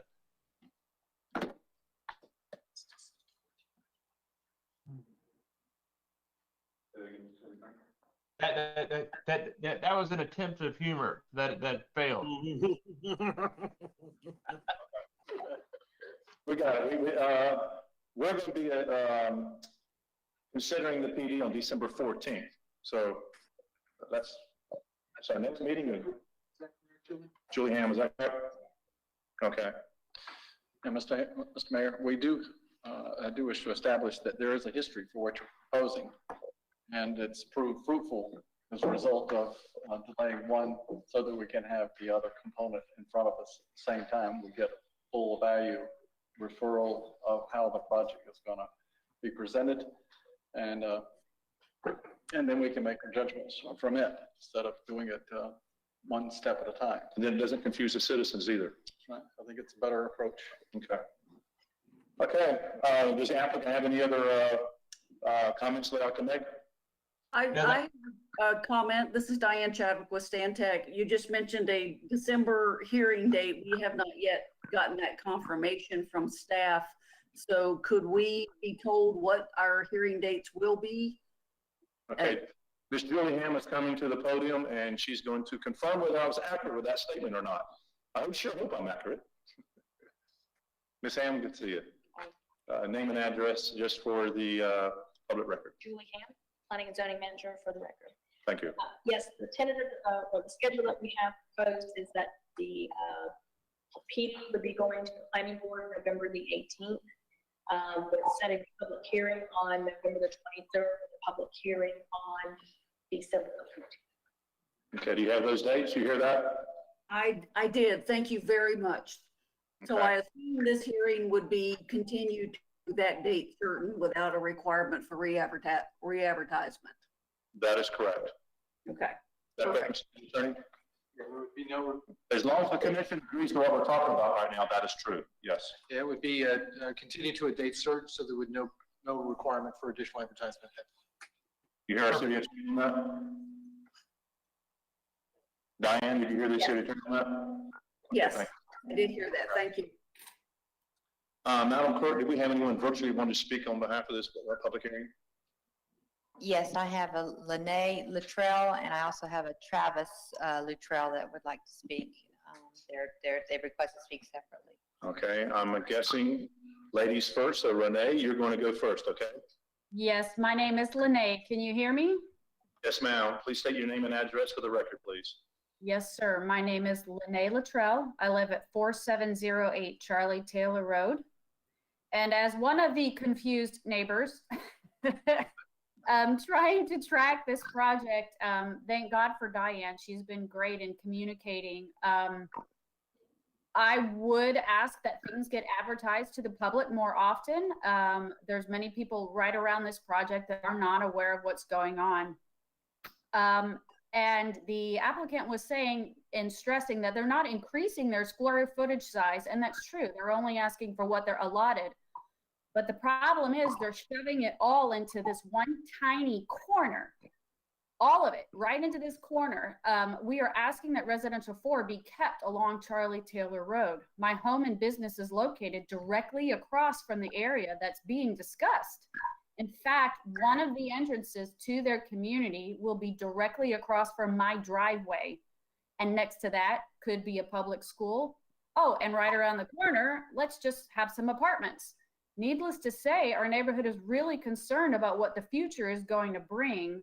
I do greatly appreciate your caution, Mr. Mayor, in this and in wanting to look at the whole picture, because while they may not have intentions to increase it to its fullest, the next person very well could. And it's all right here on this corner that's congested. So our biggest concern is flooding as well. We are, the current residents in the area are sandwiched between North Park Isles and Berea, or Berea and the Itchepakasassa Creek. Basically, our homes will become a future floodway for waters from these three entities if you don't protect us. SwiftMud views each developer's request for permitting as an individual item. They have approved building permits across county lines, especially Polk County, based on outdated water studies without looking at the global picture. So site after site along these flood basins are getting approved for building without taking into account the effects that all of them are having on the landowners that live in between these developments. There is an upcoming study on the Itchepakasassa Creek plan, but the results are not going to be in, and they'll take some time. So to make that decision is grossly premature.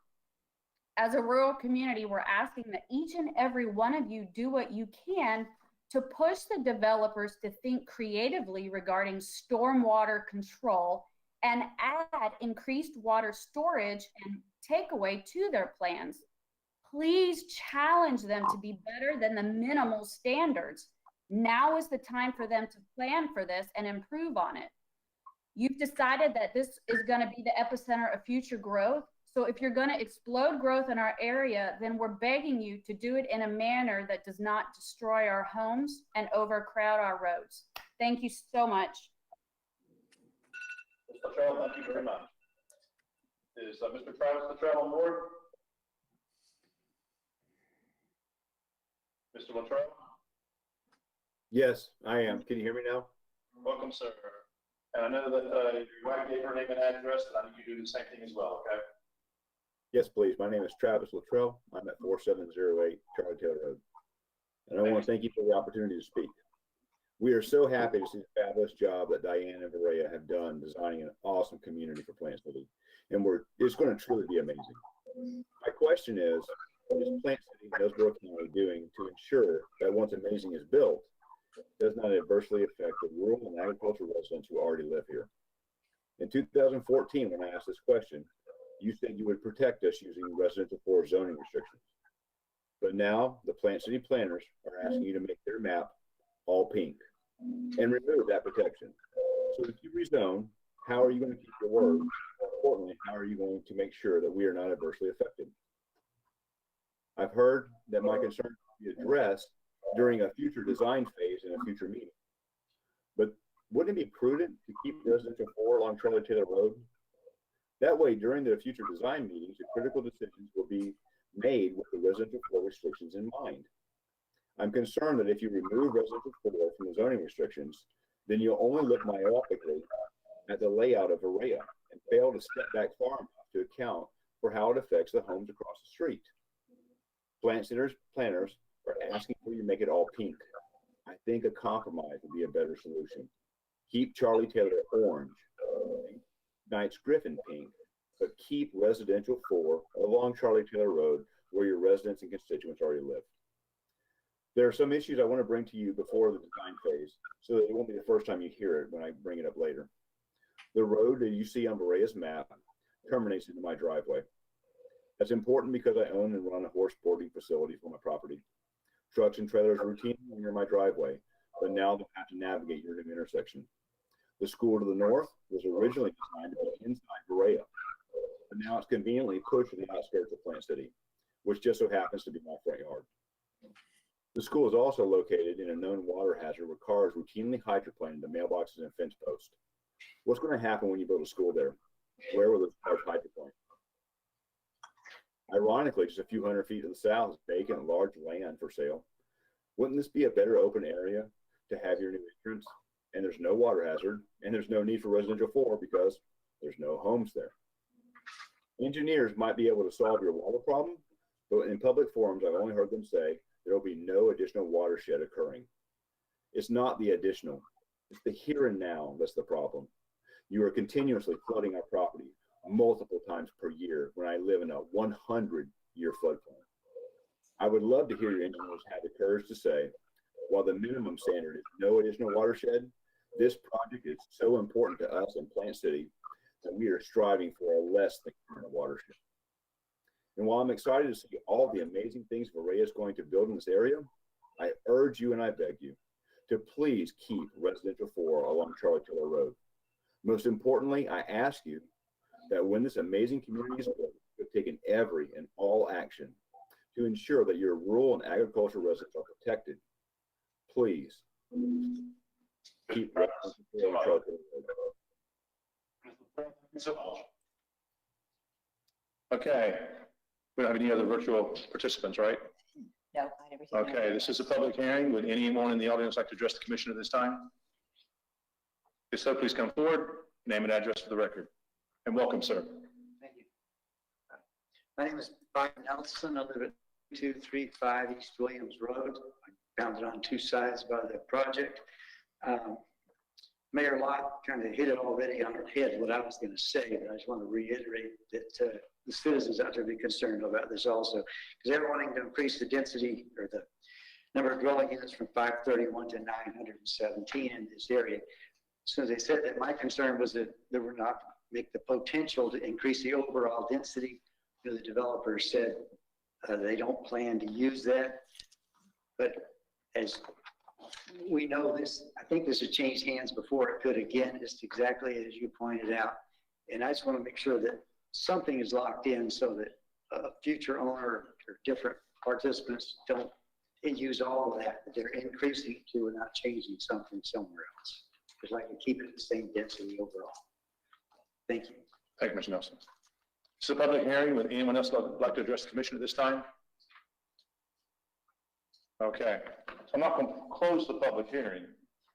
And so if the commission would like to, okay, we could continue this public hearing to December 14th, when we would consider at that same time the PD. Is that correct? That is correct, Mr. Mayor. Okay. I'll make that motion, or if someone else like to make the motion. I would just like, as a commission, I just think it'd be very prudent. I think it would, you know, allow our citizens in that area, allow us to know exactly what the plan is. And because I don't see a reason, and that our applicant said there is no reason to rush and approve the comp plan amendment tonight. So I would like for us to make a motion to continue this public hearing to December 14th. I make a motion to continue this hearing to December 14th. Thank you, sir. Second that motion. So we have a motion and a second to continue the hearing to December 14th. Any discussion? Seeing none, Madam Clerk, take a roll call vote. This will be a voice roll call vote since yours. Yes. So, okay. Mayor Lott, Yes. Commissioner Dodson, Yes. Commissioner Sparkman, Yes. Commissioner Mathis. Yes. Vote passes 4-0. To continue the hearing. Okay, it's been approved to continue the hearing to December 14th by a vote of 4-0. Also, I want to thank the applicant on the online for being willing to participate in the manner they are as well. So thank you so much, okay? You're very welcome. And we'll see you on December 14th. Yes, you will. Sounds good. Thank you. Thank you. And Madam Clerk, next item.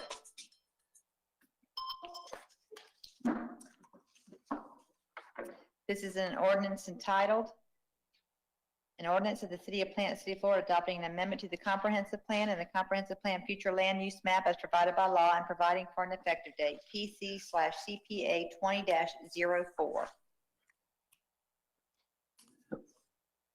Okay, this is a public hearing. Madam Clerk, do we have any, I guess we'll start with Mr. Hudson's presentation. Correct. Mr. Hudson, welcome back.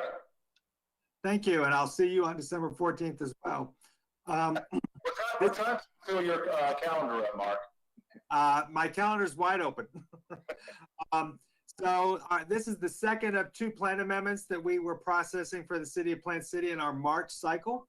As the city clerk mentioned, this is PCCPA 20-04. If I could have the next slide.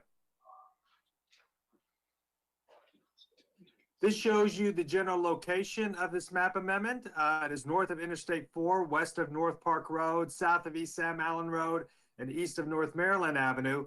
This is directly across Park Road from the proposed new site of the South Florida Baptist Hospital. And of course, very near the activity center that we identified on the vision map at Interstate 4 and Park Road, as you can see by the red square. If I could have the next slide. This is the property that's being affected. It is surrounded like the last one in the lavender dashed line. Again, you can see that it is currently undeveloped. Land to the north and also across Park Road, which is also undeveloped at this time. There are some single-family homes that abut this property on North Maryland Avenue. If I could have the next slide. This is privately initiated. Like the last one, it's a regular scale plan amendment, so we did send it out to DEO at the same time as the previous one. DEO did have no objections to it. It's coming in at a little over 18 acres. Currently, the property is bifurcated between commercial and residential 6. The applicant has applied for and requested residential 20. If I could have the next slide. This shows you the land use pattern of this area as it is today. As I mentioned, you can see that the land is bifurcated between the red of the commercial that abuts North Park Road and the residential 6 that abuts North Maryland Avenue. And if the plan amendment was approved, we can see the next slide. This shows that it would change to the brown color of residential 20, again offering some housing choices potentially to this new major employer on North Park Avenue, which is the South Florida Baptist Hospital. This would predominantly be multifamily dwellings. Obviously, there's opportunities up in the North Park Isles area for single-family detached and townhomes. If I could have the next slide. I do have some aerials and some photographs on site to give you an idea of the character of the area as it is today. It is predominantly undeveloped, but we expect a lot to happen in this corridor. This shows you an aerial photograph of the affected property. If I could have the next slide. And this is looking south on Park Road. The affected property is on the right-hand side of the screen. The next slide, please. And this shows you looking south on North Maryland Avenue. And again, this shows you the property affected on the left-hand side of the screen. If I can have the next slide.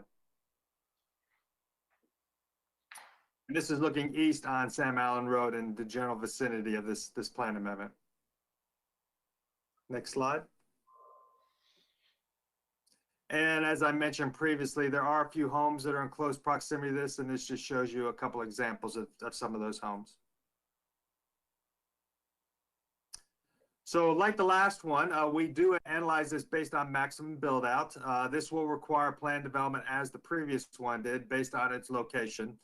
Currently, it has an approved PD today that is 180 dwelling units. I know the applicant has an interest in resubmitting an amendment to this plan amendment to increase that number.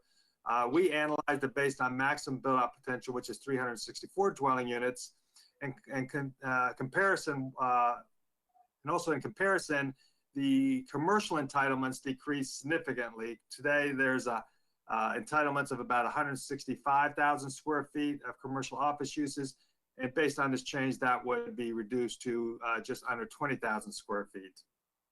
If I could have the next slide. We did review this based on, in comparison to the Imagine 2040 Plant City Comprehensive Plan, like the last plan amendment, and the full goals, objectives, and policies are in your packet.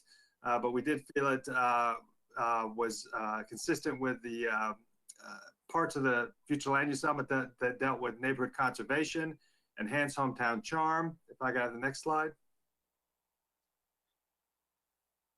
Growth management, provision of public facilities and housing.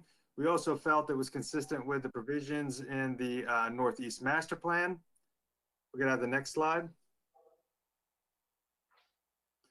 Like the last plan amendment, there are some issues dealing with school concurrency, and like the last one, it'll have to go through that process with the Hillsborough County School District to ensure that there's student stations for the students generated by this development. And like the last one, there'll be further analysis through the revision of the PD concerning its transportation impacts, which would be coordinated with Hillsborough County. I'll also note that to date, we have not had any citizen comments from any of the neighbors or surrounding residents in opposition to this plan amendment to date. If I could have the next slide. We did have this reviewed by the Planning Board on June 24th, and they did recommend approval. The Planning Commission found it consistent with the Imagine 2040 Plant City Comprehensive Plan on July 13th.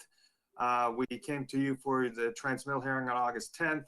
As I already mentioned, on August 31st, the Department of Economic Opportunity indicated they had no objections, and this is a scheduled adoption hearing for your action. If I could have the next slide. And with that, the Planning Commission staff recommends that the City Commission adopt an ordinance approving PCCPA 2004 that proposes to change the land use designation of the affected parcels to residential 20. I'll also note that the applicant is online to respond to any questions you may have, and I stand for any questions. Any questions in the Hudson? Okay. Would the applicant like to speak? I think it's Mr. Todd Taylor, right? Yes, I'm here. Okay. Mr. Taylor, I have some questions for you. I guess I'm full of questions tonight. You know, this currently has a commercial with R6 on it. And you're asking it to go to an R20, but then you are dramatically decreasing the commercial component of that. Okay. You applied for or submitted for your PD yet? This already has a PD on the property for 180 townhouses, along with a about a 1 acre commercial out parcel, 5,000 square feet on Park Road. We are actually going to submit for, and we're our engineer, which is Morris Engineering, which has been doing most of the North Park Isles property, and they've been in contact with Robin Baker and Julie Ham regarding the submittal and wording to put on the submittal to Plant City to do a modification to the zoning, to do a bubble plan to show the perimeter of the apartment site that we're looking for. The property is presently under negotiation with a apartment builder that has done 10 apartment complexes in the last 12 years. They've actually already made submittal to HUD for their initial review.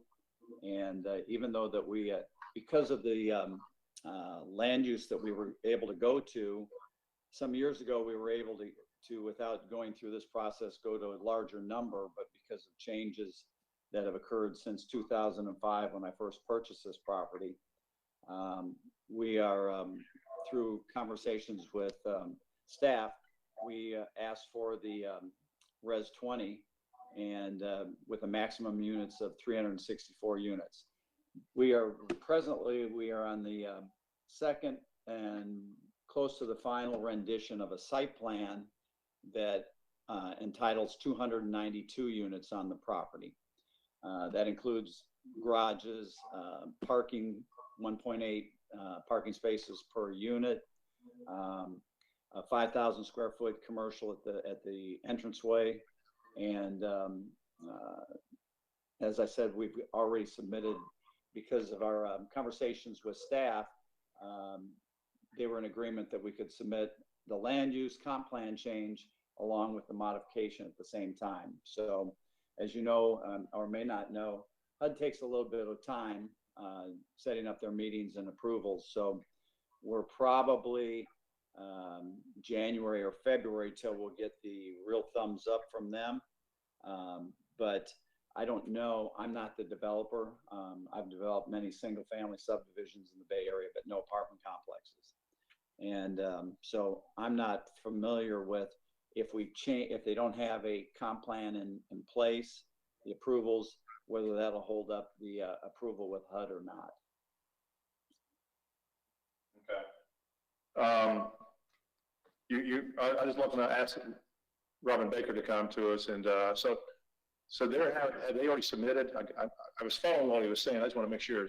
Have they already submitted, or they're going to have to submit for an amendment to the current PD? They have not submitted anything yet. We just had some conversations back and forth about the requirements. But if they wanted to increase the entitlements that are on the property today, they would have to submit a revision to the PD. Okay. So if we approve this comp plan amendment tonight to the 364, then they're going to have to bring a amendment back to the PD to increase the PD from the current 180. Is that correct? I want to make sure I'm right here. That is correct. Okay. But this sets the path for that to happen. Correct. This is almost like what we just discussed a little bit earlier, is that, you know, we're opening up the door from 180 to 364, but we don't have a, you know, it's kind of hypothetical, because we're saying, well, we're going to use them, we're not going to use them, we're going to use a piece of them or a portion of them, but we don't have a PD that says exactly what's being built there. Right. And so I really like when we have both together. I think you're seeing that. Oh, yes, I can understand that. I would say, though, that today the comprehensive plan designations on the property, I don't know the exact acreages and the breakdown of the two, but the commercial designation on the property today does allow 20 units per acre, which I think is what led them to ask for that on the entire property. So I'm sure. By giving up the 150,000 square feet, they're placing that into the extra, dwelling. Okay. And Mayor Lott, this is Todd Taylor again. When the designations were set up along Park Road as to what the land use was, it's kind of interesting that they bifurcated this piece. Usually you encompass the whole piece, as I've seen over my 35 years of doing development. And I went along with, you know, the rules and regulations, because that's the way they're set up, and that's why we got to the point where we are today. And even though we've asked for 364 units, we knew that 364 units would not fit on the site. But it's what the land use plan allows for. As I mentioned, we have layouts right now. We have the EPC jurisdictional lines already drawn, and we've developed and laid out the apartment site such that we will not impact any of the environmental areas, so that no mitigation will have to occur with that area. And we've also met with Robin and Julie on a conference call with Morris Engineering and with a Mr. Michael Williams, Michael Williams, who is in charge of the streets for Hillsborough County. And they're all in accordance and in agreement, or Michael is, that he would look at us moving the median cut that is there on Park Road so that we can align our entranceway with an entrance directly across the street with the new hospital that's going to go in. Morris Engineering has already been in touch with the hospital's engineer and their attorney, and they're both ecstatic that we would have a road that would line up with theirs, and so that there'd be left turn lanes for the median cut. So we've tried to meet with all the staff and follow the guidelines. So I'm just asking that you approve it today. If it's something that you can't live with, then, you know, I'll, as I said, I've owned it for 15 years. I'm in my 12th year of chemotherapy. So at 66, let's just get this done. Mr. Taylor, I guess when we first approved this, you know, we were under the understanding that this was going to be a, you know, townhomes. And so you have members here that's been here this whole time, the whole time with you, Mr. Taylor. Okay. What's that? I'm sorry. I didn't hear that. I said that, so we've been here the whole time as well. Okay. But we were always envisioning this was going to be a townhome development, you know, and so all of a sudden now it becomes an apartment complex. Nothing against apartment complexes, but, you know, it's just that, you know, when we looked at what was occurring with the hospital, what was occurring with North Park Isles and, you know, the surrounding properties that we already know certain things that's going to be going on those properties. You know, the vision there was townhomes like we originally had the understanding for, and not a large apartment complex. This is a major change in the vision that we thought that was going to occur on this particular property. When are you submitting the PD, the amendment for the PD? I would imagine that we'll, if I'd have known that this was going to be a problem tonight, I would have had Morris and James Davis available to explain all this. I think that we're probably 80% finished with the ideas that we have to submit to Robin and to Julie. Probably within the next 2 weeks, it'll be submitted. And again, you know, this was all done back in 2005. Who knew that the world was going to go, the development world was going to go to crap in 2008 and 2009, and things have changed. You know, we're in a different time frame, and you know, as I think you're aware of, I was one of the owners of North Park Isles also. Yes, sir. And I'm trying to be a good neighbor, and so I would like you to approve it, but then again, I understand to a point that you want to bring them both together. But, you know, you had a study done, the Alexander Road study done in 2018, and it said Plant City needs more apartment sites, more apartment complexes. They're at zero occupancy or vacancy right now, and there's a need for it. So there's no new apartments in the drawing board. We have a respected apartment developer who's ready to go and has done HUD plans before, and I think it's something that you're going to be very proud of. Notwithstanding the hospital having 1,000 employees, the commercial that develops around there through all this is going to need living facilities also, which this apartment site will allow for. Well, I'm not trying to say I'm choosing between townhomes and apartments. It's just that, again, we're dealing with a hypothetical number here. But I appreciate you, Mr. Taylor. I sure hope that your health is doing well. And do you have any other further comments? Because we're going to proceed in this public hearing. Okay, thank you. Appreciate it. Sir. Okay, this is a public hearing. Would anyone in the audience like to address the commission at this time? And Madam Clerk, I don't believe we have anyone online that's participating, right? No, okay. No requests. Okay. So, Mr. City Attorney, we have the option of go ahead and approving the comp plan amendment and dealing with this when we see the amendment up to the PD. Mr. Taylor also said he's 80% complete, having his PD ready. We could also do what we are talking about doing for Rhea. Okay, and just continuing this until he brings the amended PD back. Correct. Okay, so that's really our two options.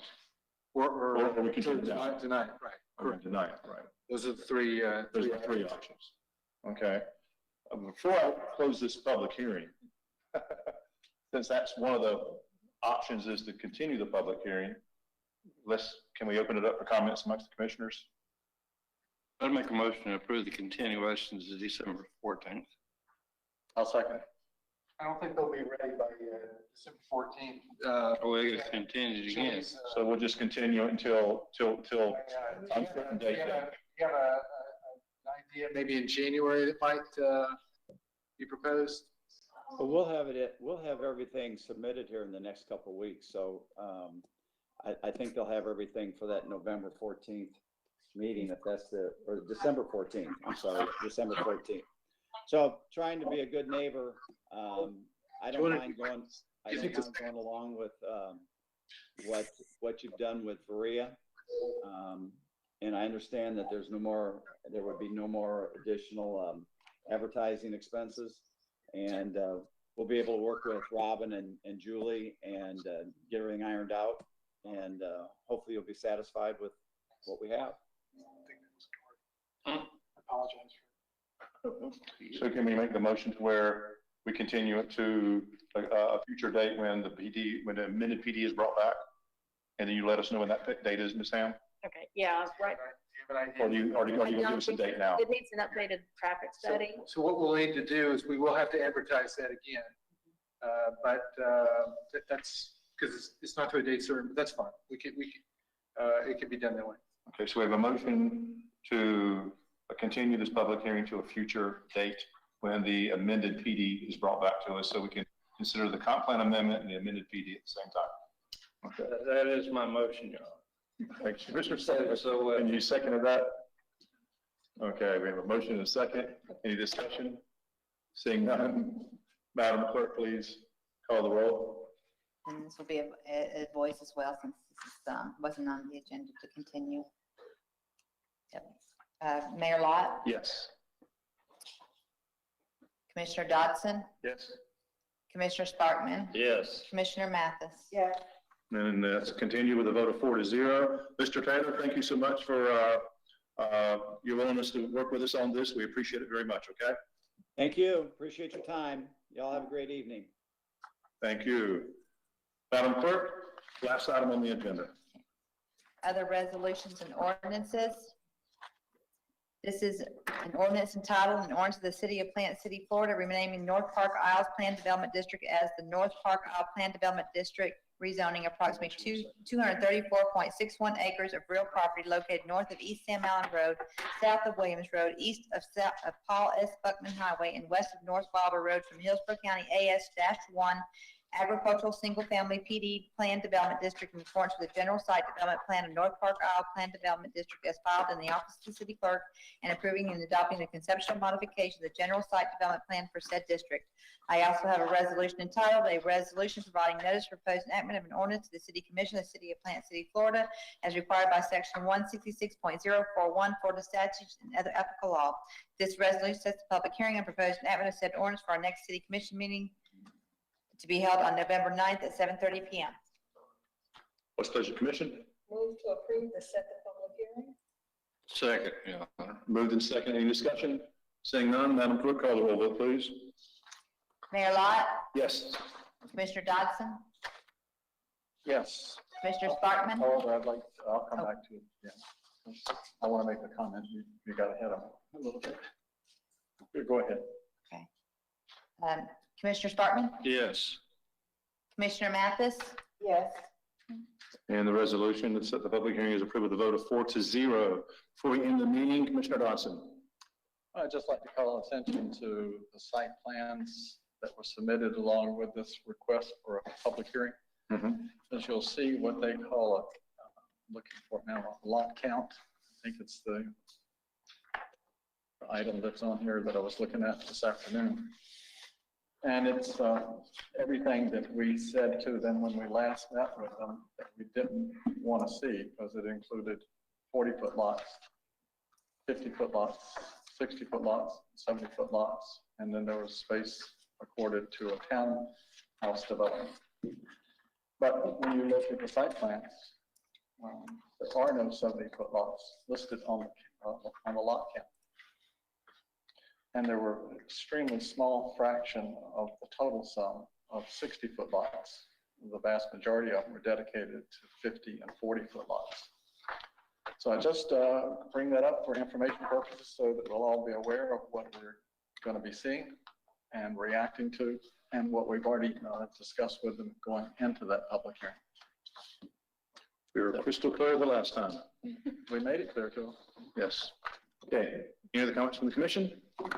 I want to thank everyone's attendance virtually this evening, and those here that is physically present as well. I know it's a long meeting, but a good meeting, and we appreciate everyone's participation. This meeting is adjourned.